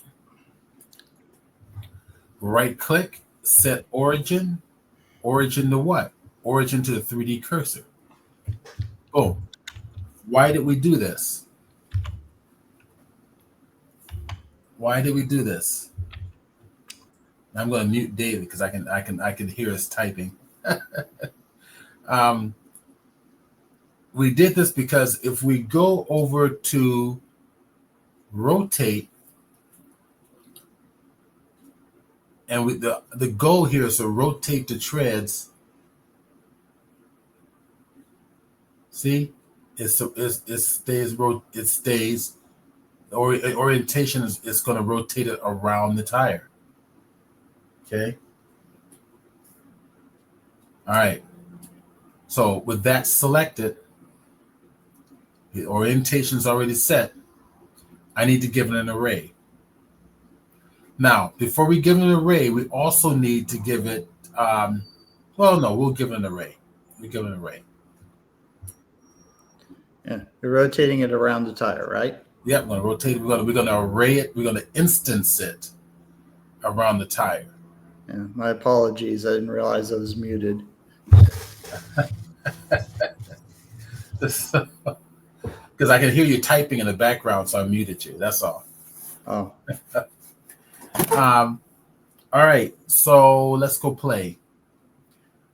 With the orientation already reset, what I want to do next is give this an array. So add the modifier. Go to my general. Let's go to array. And I want to make sure it's something else too. I want to make sure this is set. This is applied. My rotation and scale has been applied. So Control A and rotation and scale. Boom. There. And I'm glad I did that because rotation and scale was off. And you can see it arraying on the X naturally. That's the way it should be. So if I add more like this, right? I'm not quite sure how many to array. I tell you what, I'll guess. I'll say I want to array about 40, right? Mm-hmm. Not quite sure. No, it's a modifier. You can always adjust it. Yeah. So now I have relative offset. I don't want a relative offset, so I'm going to uncheck it. The 40 are still there, but they're just completely overlapping each other at their exact location. But if I come down to object offset and check it, and then drop down the menu for offset object, I can tell it the object in which to offset with, which is going to be what? It's going to be It's going to be your empty. Empty array dot tread, I think that's what we called it. So we're going to grab it, and I'm going to type in the word EM for empty, and empty array dot tread is down here in the bottom somewhere. So I'll just take my scroll wheel and scroll to the bottom. And there it is, empty array dot treads right there, and select it. Okay, once that's done, select the empty array, right? Mm-hmm. And rotate on the y-axis, and there you go. We got your treads in there. All right. Now we told it to be about what, 40 treads? Yeah, something like that. Yes. So let's see what it looks like. It probably needs more, but Looks like you might need one more. yeah, I might need another one. So let's go play with this. If we go back up to here to the top, and we're rotating around what axis? Around the The y-axis. yeah. The math is 360 degrees rotation divided by however many treads I wanted, which is 40, and hit enter, and it will perfectly offset them. Now, obviously, I'm probably want 50. So let's go play with this. I'm gonna adjust this and see if we can get 50 in here. And we will. So select the treads, go back down my modifier here. We'll say the array is going to be 50. Okay. That's the count is going to be 50. Now we'll go. What was that? Yes. Okay. So it's falling along. Right. So go back to my go to the treads. Oh, I got to go back to the empty itself. All right. And the rotation is going to be around the y-axis, 360 divided by 50 there. Yeah. All right. And that's much better. Much better. Much better. Let's see. Let's take a look at let's go get our reference image. That might be a little bit too close, but let's see. See what we can do to modify this. Yeah. Okay. I think I know what we can do to modify it. Let's go get I'm going to go look for the reference image. And our first one was better. The first one was actually much better. So instead of 50, we'll go 45. So grab the treads, we'll go 45. All right. And we will go get the empty and rotate it. We'll do 360 divided by 45. There. That's better. Yeah, there we go. That's better. So we look at they're probably just a little bit further away.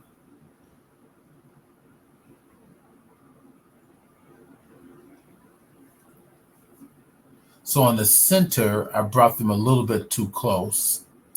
So if I come into here, hit tab edit mode. Remember these two here? Yes, I do. Okay. So I wonder if there's a quick way to handle this. Maybe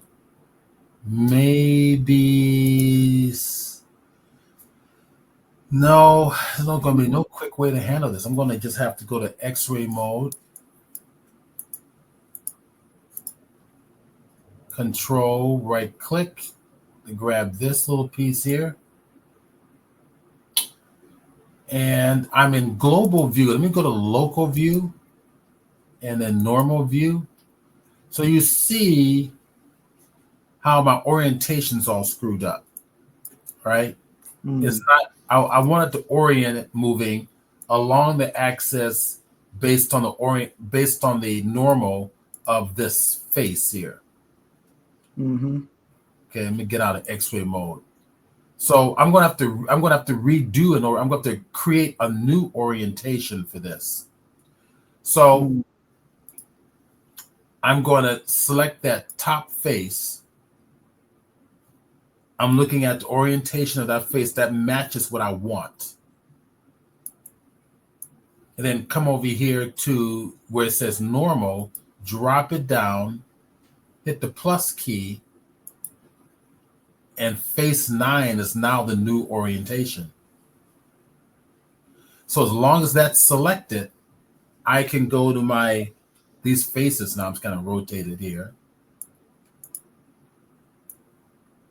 and control right click gives me my lasso command. Okay, see, it stays in that orientation. Mm-hmm. Go over to move,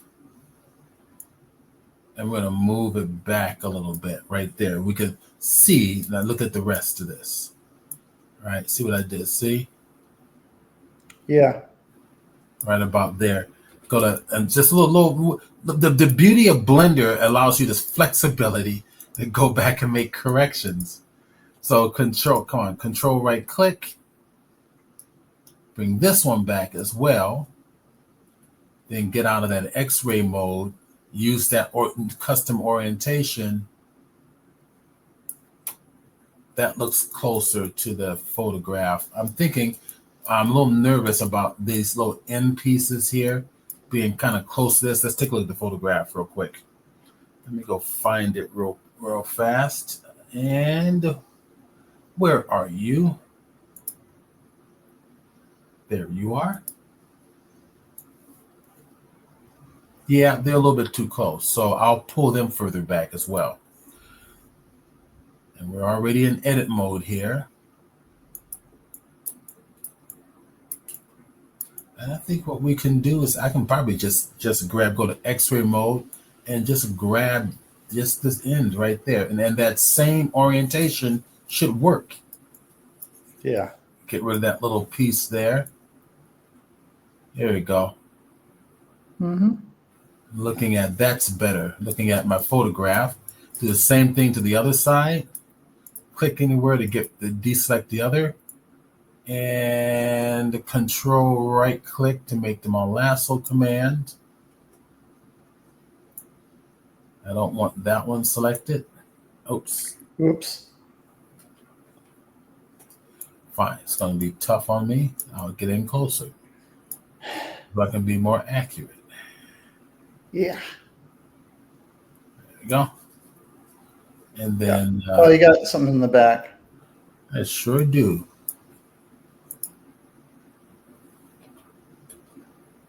All right. I'm going to do this all over again. Get rid of that.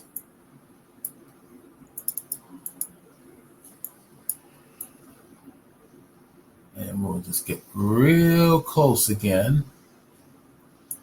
There we go. That works. And this is interesting. Pull this on back. Get this back into this mode. There we go.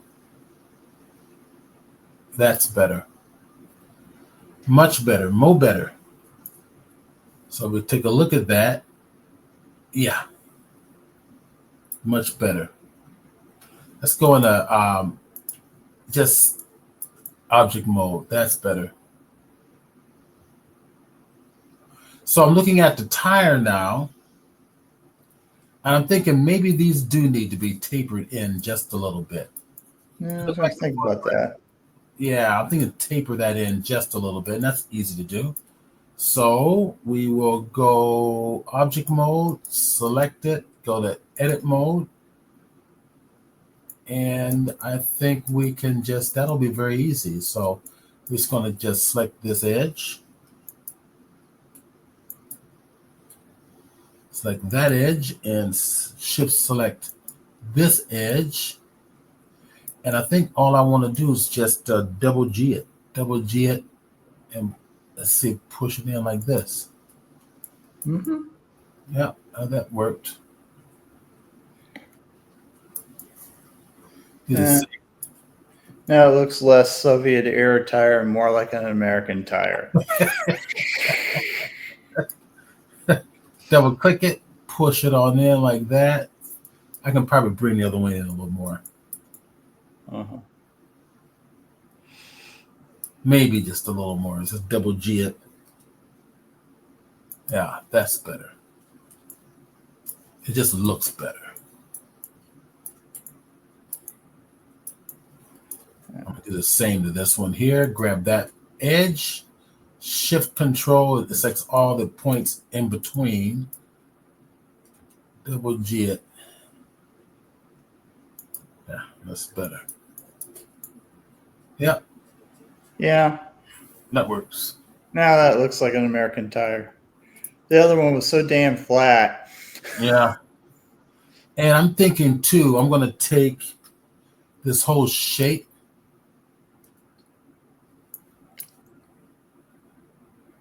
In fact, I don't want to do it from object mode. I want to go from edit mode, face editing, A key, select all. Yeah, that's the orientation I want. And just push it down into the tire like this. There we go. That's better. Much better. All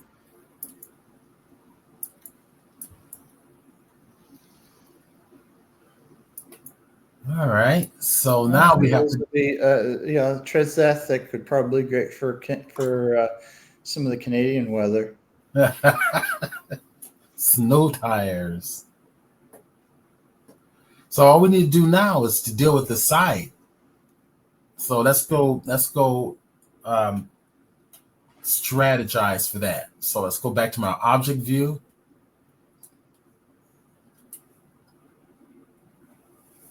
All right, array is on. Let me turn that off so we can kind of just temporarily, so we can go back to working. Let me go to my reference real quick again. Mm-hmm. So the one we're working on is basically this one here.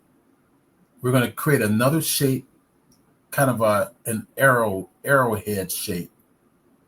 Basically a cube that's with the slice down the middle and then pushed over to the side a little bit. Mm-hmm. Okay, that's basically what we're looking for. And then right next to it will be something similar, except with a little slice going down the middle. And we'll work on that next. So let's do the first one, do this one here. So we'll start, I'm thinking we'll start from this side. And let's go get a cube. So I'm going to select this here. Let's see what I want to bring my 3D cursor up a little bit. No, I'll tell you what, we'll just kind of leave it where it is. Control A, go get our mesh, go get a cube. Okay, we're going to move it on over. Now, I want to make sure, get out of this face editing view. I'm going to go to local view. You can see the orientation has changed. Let's bring it on over. Kind of center it a little bit, and we'll take it off to the side. Like so. S key, bring it down. You can pretty much model practically anything from a cube.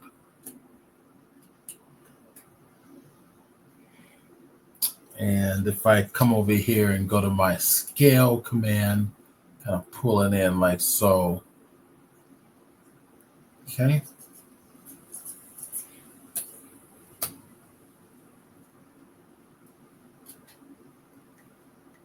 Pull it on down and pull it on in like so. Something like that. That's looking good in terms of placement and sizing. All right, let's go take a look at our reference real fast.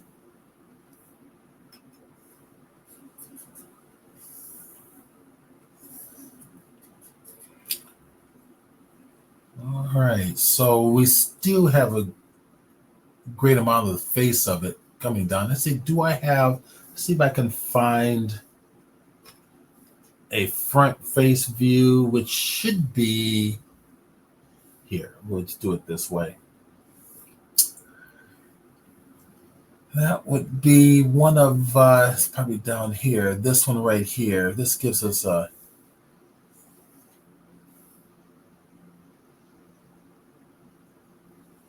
yeah, like almost 2/3 of the tire, or it's probably going to be this empty space here, treads along the top. So let's create those shapes there. I'm going to move this one over to the side temporarily. And we'll just minimize that one. Okay. And from my own point of view,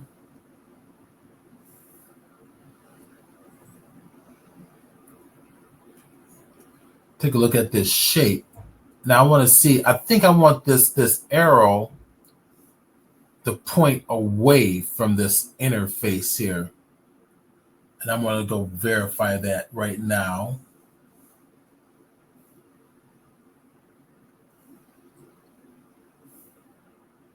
If we take a look at this once again. Okay, so you see the interface? Yes. See this you treat this like this shape. Let me go get it again. There we go. So if we treat this shape right here as a face pointing away, then the arrow is going to point to the opposite, or basically the bottom end is going to point up toward it. So that's what I'm going to do. So I'm going to just come in here, select this, Control A, rotation and scale, apply it first. Go to my edit menu. Thank you. Control R is another slice command, and just slice it and be done with it. From here, we do this. All right. Or better yet, what might be better, I could do this, but I think we'll go to here just to match the angle of the tire, or this face right here. Go to the bottom, X-ray, all right, and maybe bring it on over a little more like this. Okay. Now, this intersection, let's take a look at the bottom. It goes down to here. Go to the top, and we're going to bring the top in. So I got to go to X-ray mode. So I'm going to go to my face editing, go to X-ray mode, pull that in. See?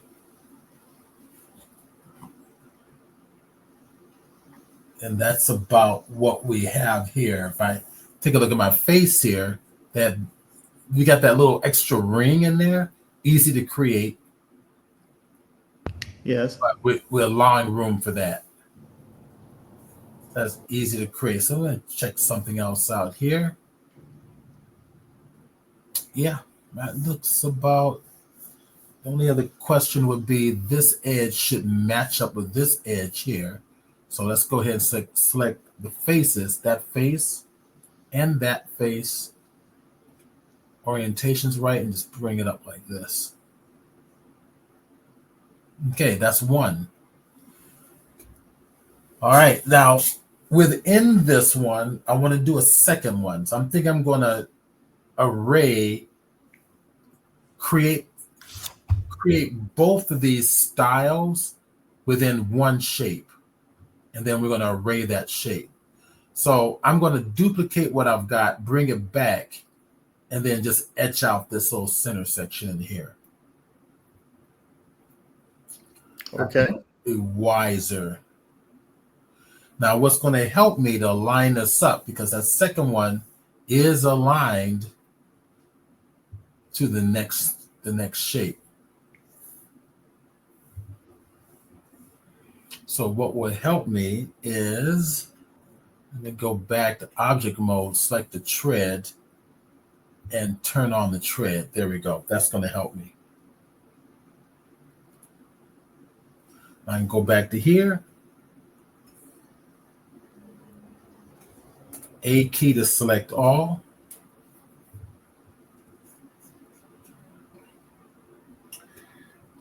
Shift D. And if I right click to set it back, I can just slide it on over like so.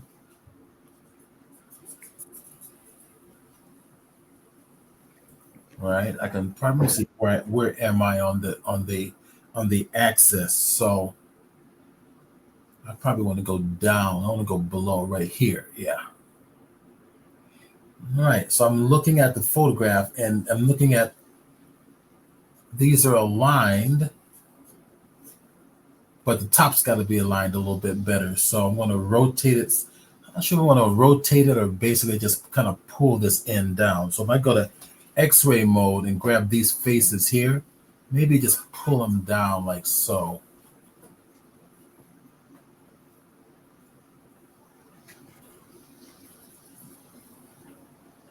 Yeah. Let's see how this works. I may be getting into trouble, so I'm gonna select it instead. Hit face editing mode, select all here, or the L key will select that shape. I'm gonna go to my rotation mode, hit the R key in the keyboard, and just rotate it like this.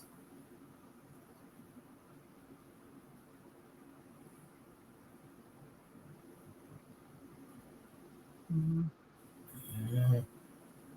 Am I getting into trouble?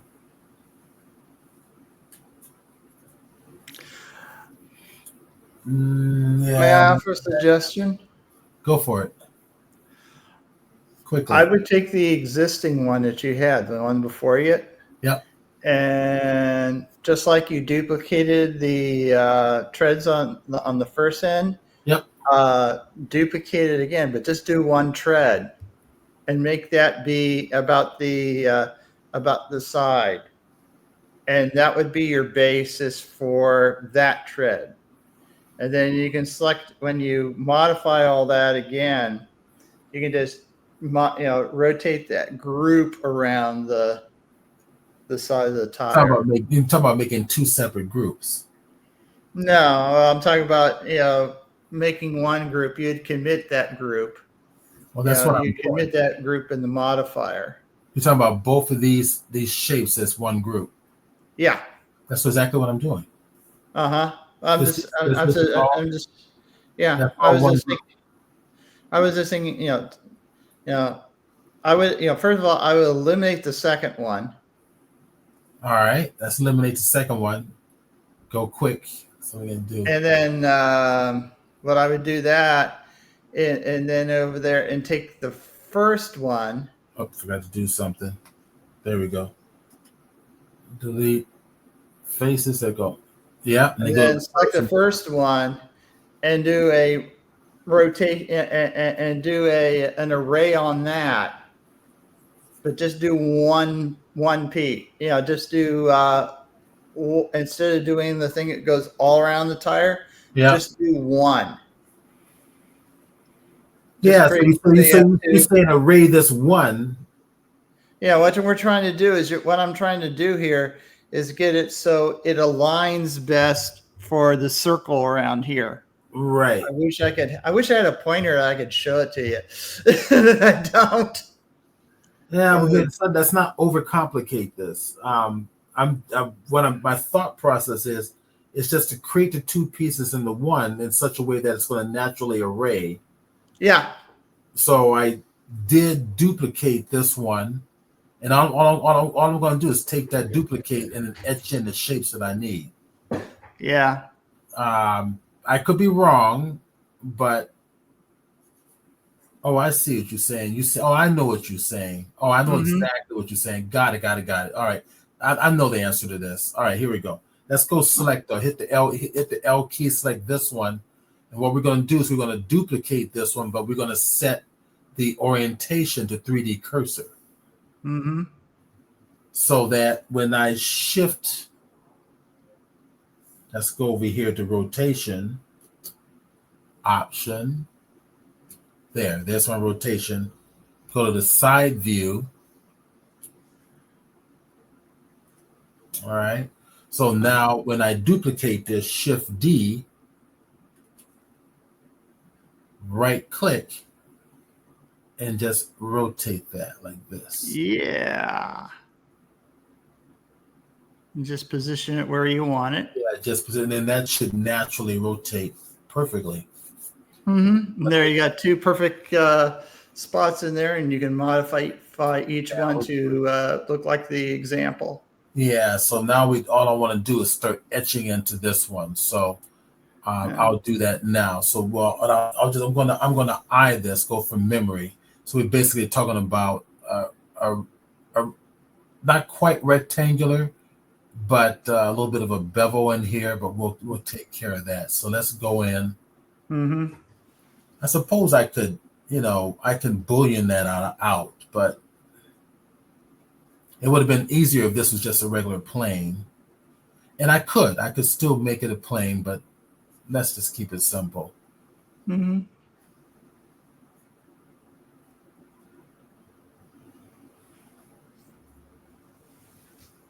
Now we'll boolean it out.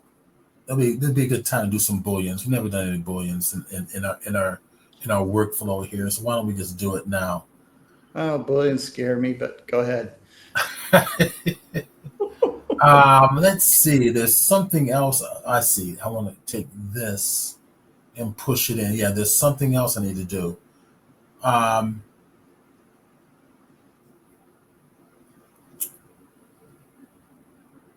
looking at. Oh, I guess I don't need to. That's.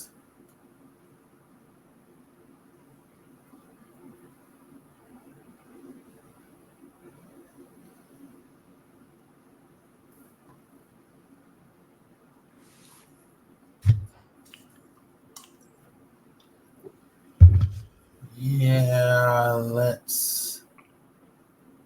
I'm just thinking there's a couple different ways I can go with this, but I want to just. That's in the front. I guess going the opposite way. All right, cool. All right, we'll just do it that way. Yeah. The other thing is if you want to slice that, you could probably go into the edit mode that you're in. Do the control. What is it? It's the command that you always get on my case about. The Control R, I think. Mm-hmm. And split those into 3 sections, and putting the back together. Yeah, I mean, the way I'm thinking is boolean it and be done. You want to do Boolean? Go ahead. I like to see it work. Yeah, I mean, if we can go here, let's go here. Let's go right over here. Go for it. I mean, boolean will be maybe, I don't know. Actually, it's the same amount of work either way, I think. It's the same amount of work either way. All right, let's go grab this piece here. Let's get this out of go to medium point and Shift S, bring the cursor here. There we go. Let's see. Blendware made a comment. Let's see. Sorry, we got engrossed on. All right, so Blendwave says, does that matter with what instance you choose? Okay, I think that was probably a little bit further back when we were doing instancing. But the answer is no, it does not matter what instance you use. So if you instance an object, say you instance an object in Blender and you instance about 20 of the same objects, and you start to edit any one of those objects, they all get edited. It doesn't matter which one you select at all. Mm-hmm. Yeah. So yeah, I think that was a question he wanted. Yeah, you're taking one key piece and you're modifying it, and it modifies all the other pieces that you've multiplied or you created through the array. Right. Right. Okay, so we're going to bring in our Boolean object. I want to get my reference again real quick before I get started. There. Okay. All right. So it's not rectangular. It's kind of straight back, flat in the top, a 45-degree angle, and then straight down. Mm-hmm. And that 45-degree angle is facing the direction of the arrow. All right, so I've got to bring in a cube here. Well, that's right, your Boolean. What was that? I was just asking, wondering, like, oh yeah, you're doing Boolean. Yeah, right about there. Bring it on over, bring it up. So I think it goes right about there. And then I'm going to go to my scale option just to make sure it's cutting all the way through this darn thing. Make sure there are no problems. Command A, rotation and scale, apply it. Tab key, edit mode. Grab the bottom. Let's go to our move command, pull it on down to here. And here, I'm going to go grab this edge. Command B. And let's take out these extra edges. There. Let me take a look at my interior. Yeah, it's not much. It's just a little bit. But this is, if we go to our edge editing, well, actually, I can't. So I'm going to have to apply this. Mm-hmm. No. I'm not going to apply it. Go to my edge, and it matches kind of the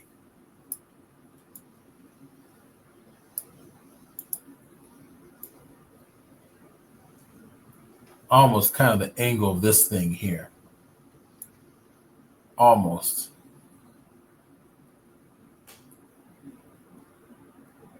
All right, the bottom. Go to face editing mode. Bring it on over like this. And I think this is a little thinner. Let me take a quick look at it. Yeah, it's a little thinner. So grab this, push it. Oops, sorry, I didn't mean to do that. Push it on in a little bit. Push it in a little bit more.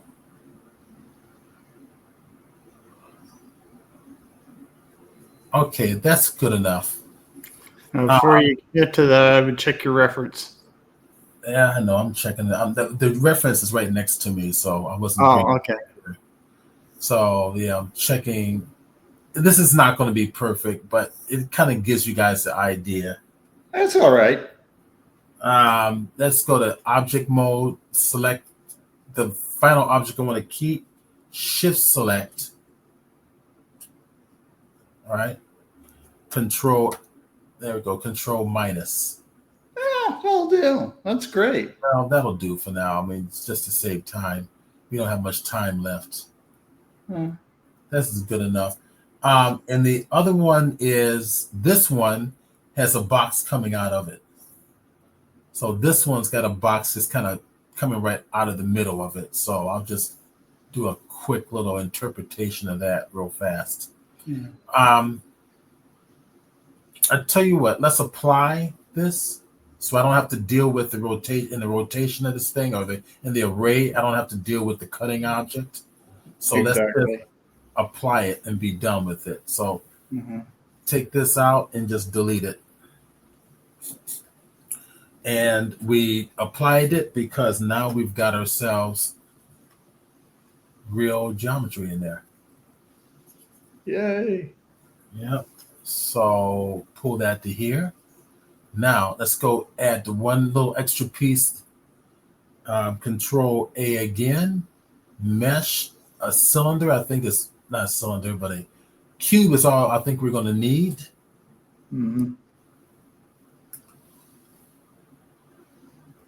All right, and let's go to move command. Pull it on over to here. I am looking at my reference, which is basically this little piece coming up.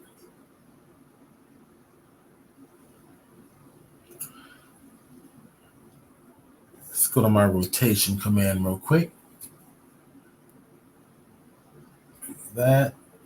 Yeah. Command 8, rotation and scale, edit menu. Bring that on down. Our reference says it comes down to here. My reference also says if I select all, this is just a little bit thinner. And then the top tapers in a little bit. Mm-hmm. And it also tapers out to the bottom. So I'm going to go to my edge editing mode.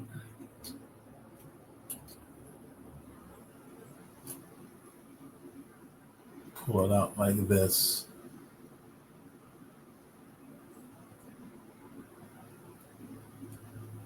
Control R. Pull it out like this. Okay, that'll work. We'll go with that. Not bad. I like it. Yeah, that's fine. This is all inside one another here. Let's see what it went solid mode. So let's go object mode, which we should have. Oops, there. Thank you. Let's merge these two together. So Shift and Control J. That's all one piece. Let's give this a modifier.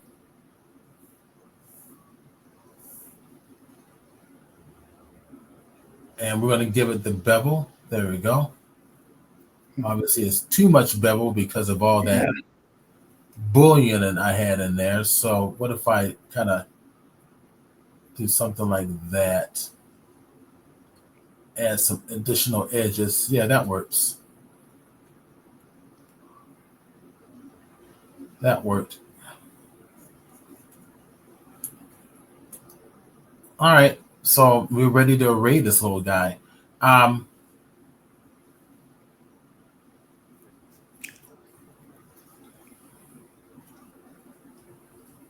We're going to need another empty, of course.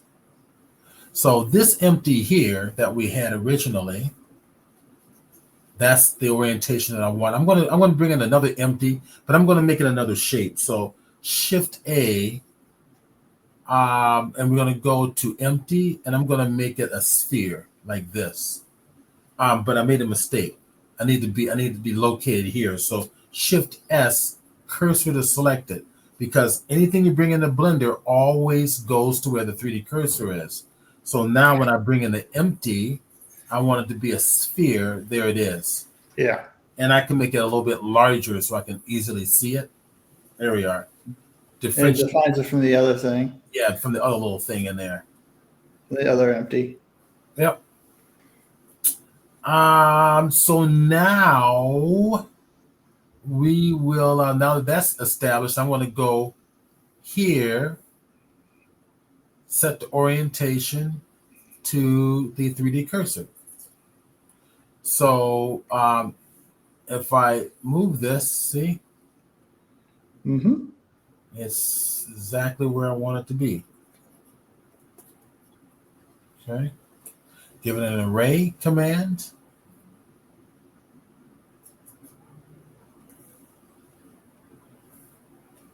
Okay. What did we do? We did, what was it? 45? It was. We tried 45, yes. I think it was 45 was the end count. Well, we can find out by clicking on this. Well, don't forget you're doing actually two. It's going to be half of that now. No. Well, was it? I guess it would be. No. That's right. It will be half that. You're right. You're right.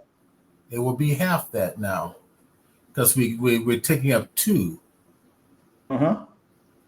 So what's that? 22 and a half or something was something like that. Yeah. All right. So what we're going to do is yep, 22 and a half. I'm going to make sure that this shape here, Control A, make sure that's, applied. And we're going to go to the array. And we're going to put 22.5. So Make sure it goes about the empty. Right, exactly. So we got this, right now we're telling it to do the standard array, and we need to array it on the empty. So I'm just thinking about something else, other details I might want to put in there. Looking at the reference, no, it's pretty clean. Now, of course, we got to put the text on there too, right? Or put something on there. That's going to be fun because there's a way to, to put the text to the surface only of the tire. Text is interesting in Blender. It has a lot of nice little features. We should probably talk about that afterwards too, if we have the time. Yes. But we can always do text next Saturday as well. Okay, so there's my array. I want to array it around an object, right? Uh-huh. All right, let's go back over here to my array modifier. I don't want a relative offset. I want a object offset, and we didn't name that object, did we? So I'm going to do this one. And where did it put it? Let me go over here and hit the period key. Again, I put it down here. I want to put this actually inside the wheel folder. Let me see, pull this on down so I can see it. Right there, put it inside the wheel folder. We're going to call this one empty array tread 2. Empty array dot Ooh, you're shouting. Tread 2. What was that? You're shouting. No, I'm not. No, your text. You're in caps. That's what you mean. Yeah, I know. Don't worry about it. Okay. Tread 2. All right, there we go. Now we can grab this little guy here. Let's go bring this back up so we can see what we're doing. There's an array object offset. What is the object? It's going to type it in. So empty. I got to use my scroll wheel now. Scroll wheel down. Empty array tread 2 right there. Okay. All right. So now if we go to empty array tread 2, let me go select the empty. And if we move that around, something's happening. What's happening? Do that right real quick. Select this here. I did choose empty. Oh, I must have hit empty array Bezier treads, I guess. Let's go down and go find the empty array tread 2 there. All right, empty array tread 2, I believe is what I've got. 23 is what I've got on the fixed count. Okay. The orientation is set properly. Oops, what happened? I have no idea what happened. Did I zoom into something here accidentally? Maybe. The cube, hit the period key. Oh, something weird just happened. Huh. It's showing over here in the 3D outliner that everything's still there. Did I zoom into something or what's going on here? Let me kind of zoom in and out. Huh. All right. Really odd. Okay, so let's go to the tire. Select it. Period key. There. There you go. All right. What just happened? That's something got Well, some got their Control A, rotation and scale.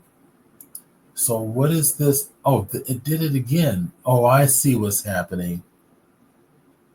Got it. Go to the tire. Yeah, it's trying to zoom in on these objects, and these objects are going way out into space. Yeah. So when I hit the period key to zoom into the object, that's what happens. Yeah. So if I select this,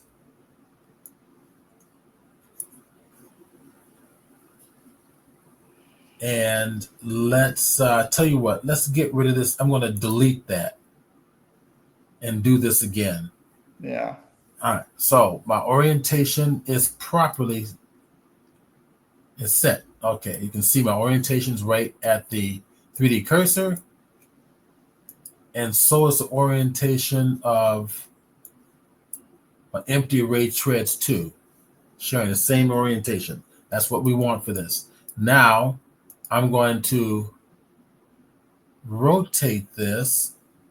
Let's go to an array, generate array. Pull this up so we can see what we're doing. We want, what do we say, 23? 22 and a half. 22. Okay. There we go. That's arraying correctly. It's right along the x-axis by default. The problem is we want this on the y-axis.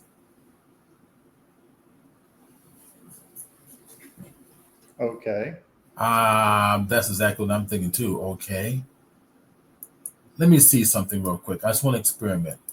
Let's go 0 here. What does it look like if we do around the y-axis? It's just going to take us straight back, right? Yeah. It isn't going to matter.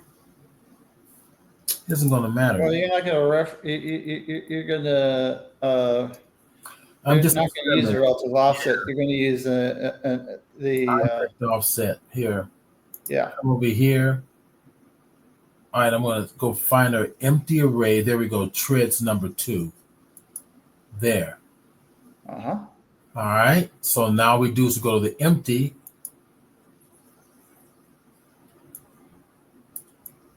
And if we rotate this, something's not happening. So this may be because Blender is acting up and we need to reboot Blender. So I'm going to save this. This happens from time to time. And I find out if I just reboot Blender, it starts to behave happily. So what I will do is I'm going to delete this array, that modifier. I'm going to Control S, save this, and I'm going to shut down Blender. Because that will happen from time to time. Yeah. And now we go back, open Blender, and that's all. I'm going to chalk it up to that. We just did it. We know it works with the other treads. So it should work with this one. Unless somebody online is seeing something that I'm not seeing.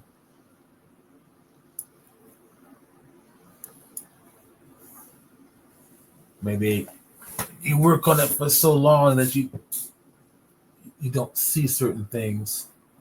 Okay, there's Blender. Let's bring it on back. Let's go bring back our recent objects and Twitch. There we go.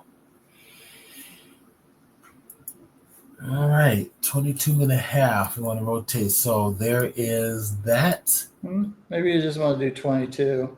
Maybe that's okay. We'll try that. We'll try that. We'll go take that. Let's go array it. It's like, why do you give me this fraction? Yeah, no fixed count. I want the object offset.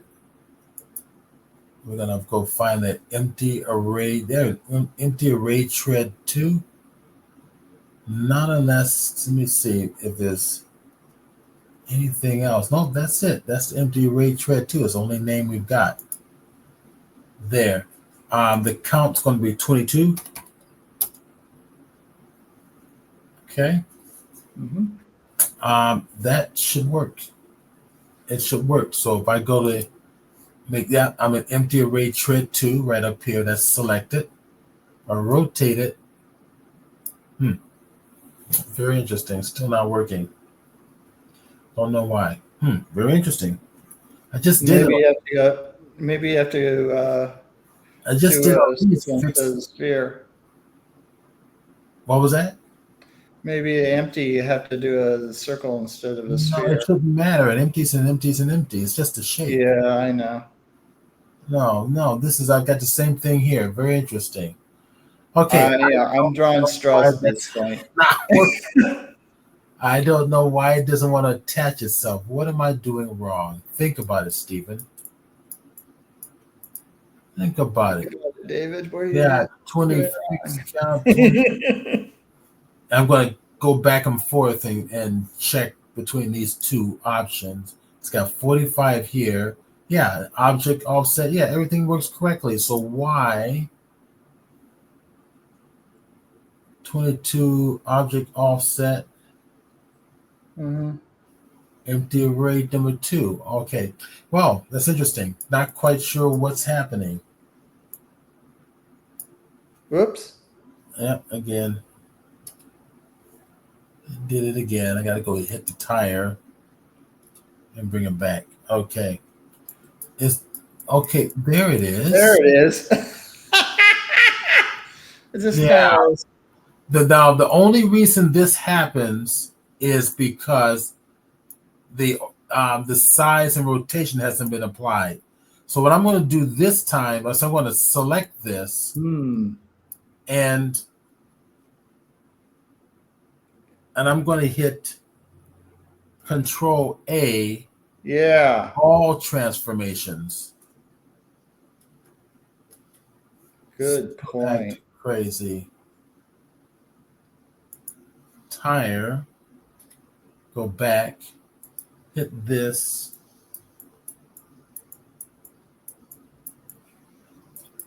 This should not be okay. Now I'm rotating and it's acting stupid. All right, let me go back. I'm getting the same problem. They're going out into space. All right, and I've applied all my rotations and commands, so I'm not quite sure what's going on here. Oh, wait a minute. I know, silly me. We didn't apply the empty. Oh. Command A. Rotation is there. It is. There it is. Yeah.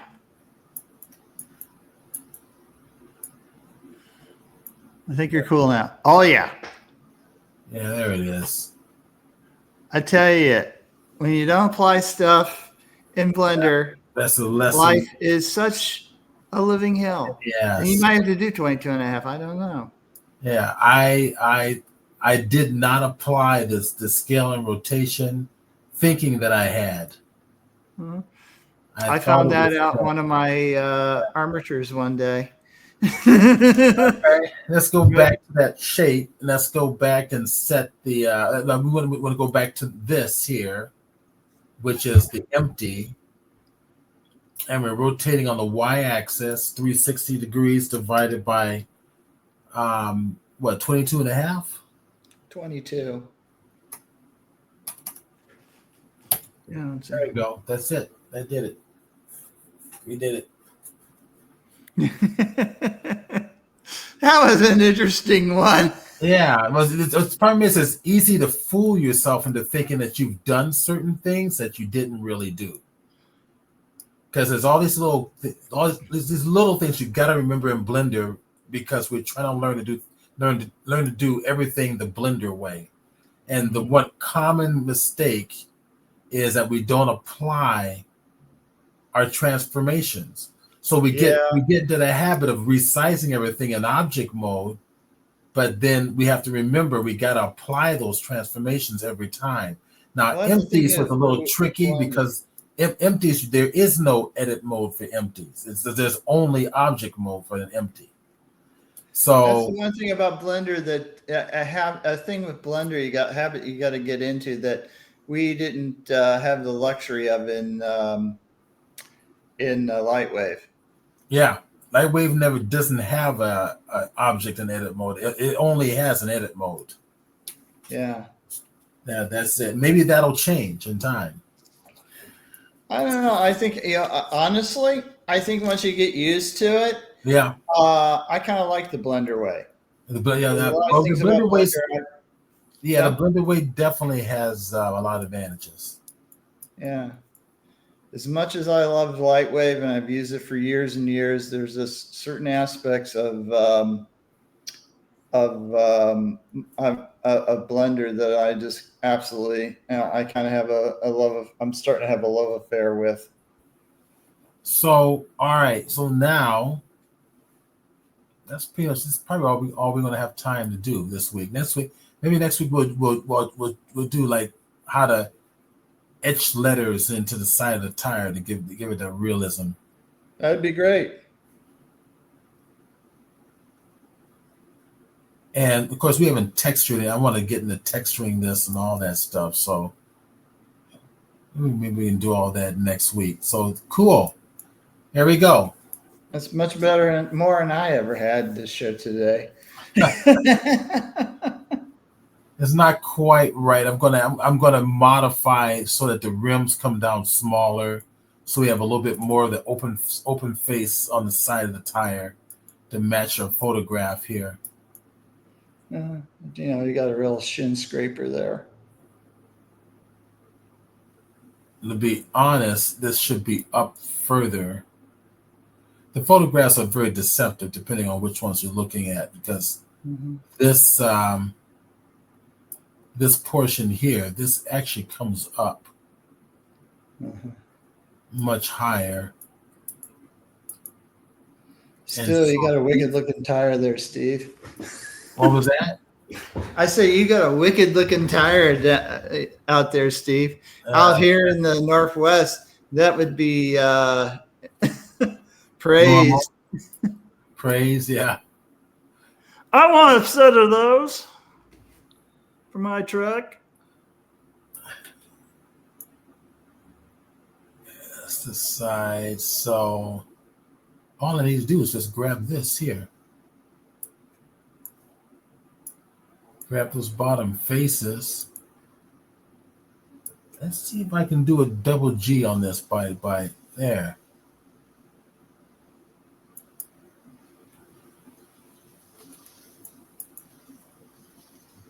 Yeah, that's better. And then these guys here, let me go back. Edit mode. Select all.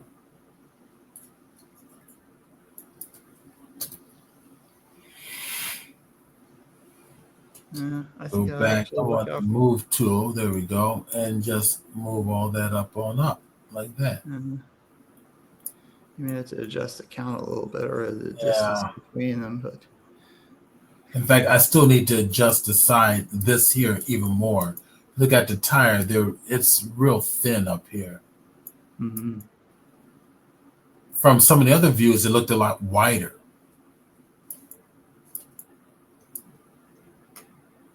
So if I come back to object mode, select that object, edit mode, X-ray,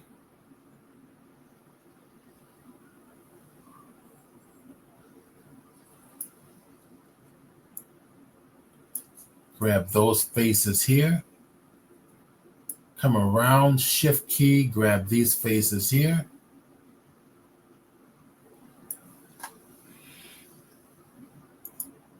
Oops, let me do that one. Bring it around. Let me see if I can just manually bring it up like this. Yeah, that looks good.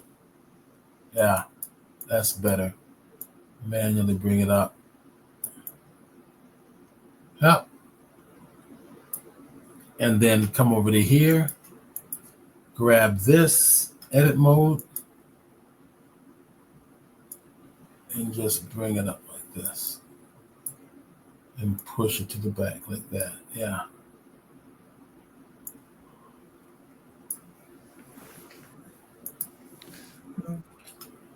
All right, that did it. That gives me the extra face that I need to have. Yeah, for your lettering. Yeah.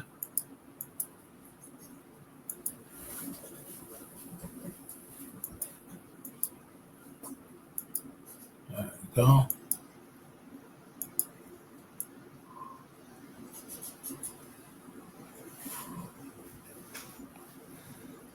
Now these portions here are out too wide because I moved those on up. Yes. So now go to here and just grab those. I suppose.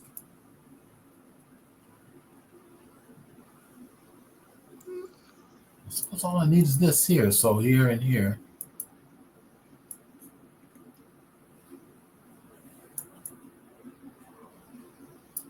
Too much. So you want to make them a little wider.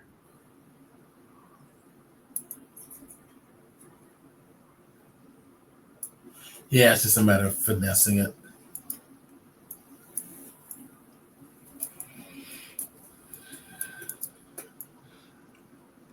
But other than that, you got it pretty spot on. You just have at this point you're just doing adjustments.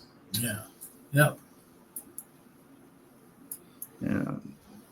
Probably make it a little wider so the gap, but the gap between the two kind of equal up. But yeah.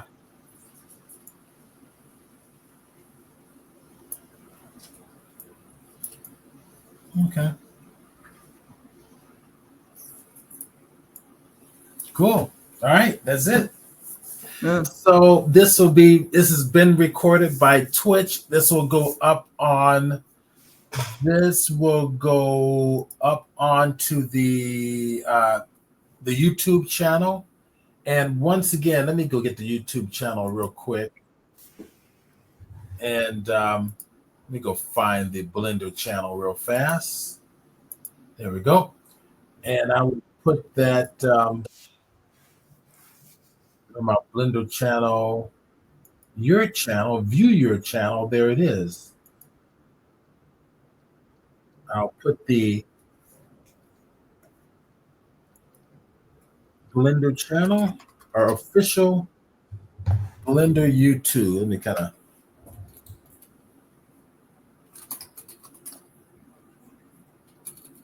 spell it right here. Blender YouTube.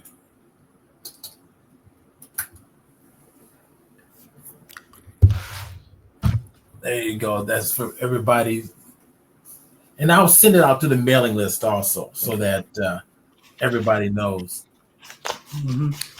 I have some links I'll put on your Discord. Okay. I found a couple of gentlemen who are doing some really good geometry node stuff. I don't know if you want me to demo it here because it's very involved. It involves a ton of mathematics. Yeah, when you want to do something for demos here, you have to do something. You got to pick a tutorial that's simpler. So that's why I was thinking about just putting the links up there and having you play with the links from these two individuals. Right. Now, if anybody is not aware, let me go to my Discord here. Oh, yeah. You better tell them about the Discord. Yeah, I've mentioned it before, but many may have forgotten about it. So we've got an official Discord channel. Here's right here. Let me actually go. This is it, the Blender 3D. And we got a lot of stuff going on here. So a lot of these little channel rooms I've set up for it. You can look at homework assignments that a lot of my students have been posting. You can look at their tires. Here's the students, some tire shots from some of the students in the class. That's cool. Yeah.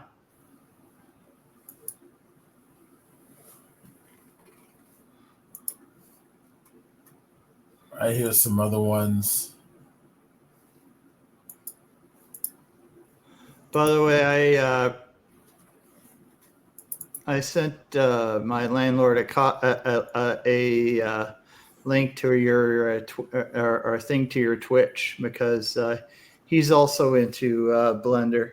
Mm-hmm. Hopefully he has been joining in. There's Yeah, some I'm trying to encourage him to do that. other examples of students doing other tires. It's kind of fun. I don't know how devoted it is, since he is both our he's both our landlord and our maintenance guy. Okay. That's He neat. hinted to me, he says, I do need a maintenance person. Yeah, So who well, that's knows not how he unusual. did. So yeah, come through, check this out. You got free textures here. You've got announcements going on. Homework submission. Look at some of the students' homework assignments, like I was just sharing.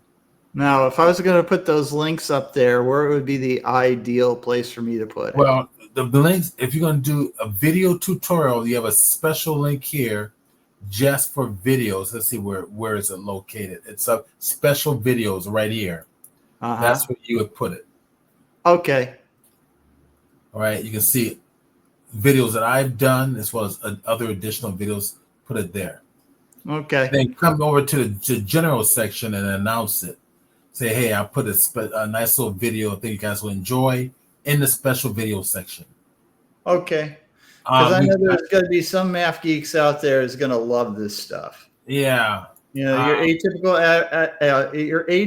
artist is going to take one look at this stuff, unless he's a math geek. Right.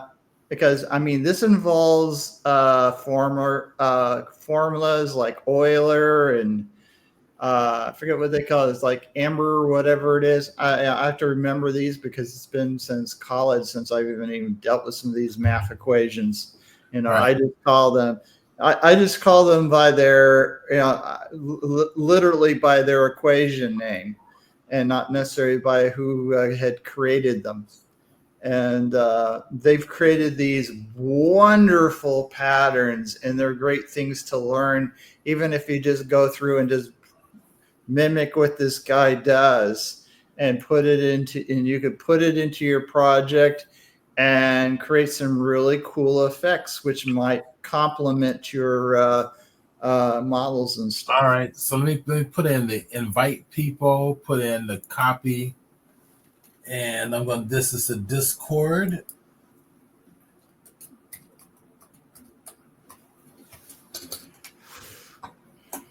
There you go. Because I want to inform your audience, not bore them to death. Yeah. All right, cool. All right, that's it. I've got to run. I've got international photography exhibition commitments I've got to do today. And I got to finish cleaning up my old place. That's right. Good luck. I'm glad you're doing it and I'm not. Thank you. Hate that mess. So thanks, David, and thank you everybody who's come to share with us. Yeah. Maybe I found a source. I found out one little thing. Blendwave made a comment that it would be cool to bring real world physics in Blender. Yeah. One little comment. My final comment is that I went to Whirlpool today and I found out that they have 3D FBX files on their appliances. If you ever need an Whirlpool appliance in your project. All right. That's my closing statement for the day. You take care. All right, buddy. Thanks a lot. Thanks everybody for joining. We'll see everybody next Saturday. And I'm going to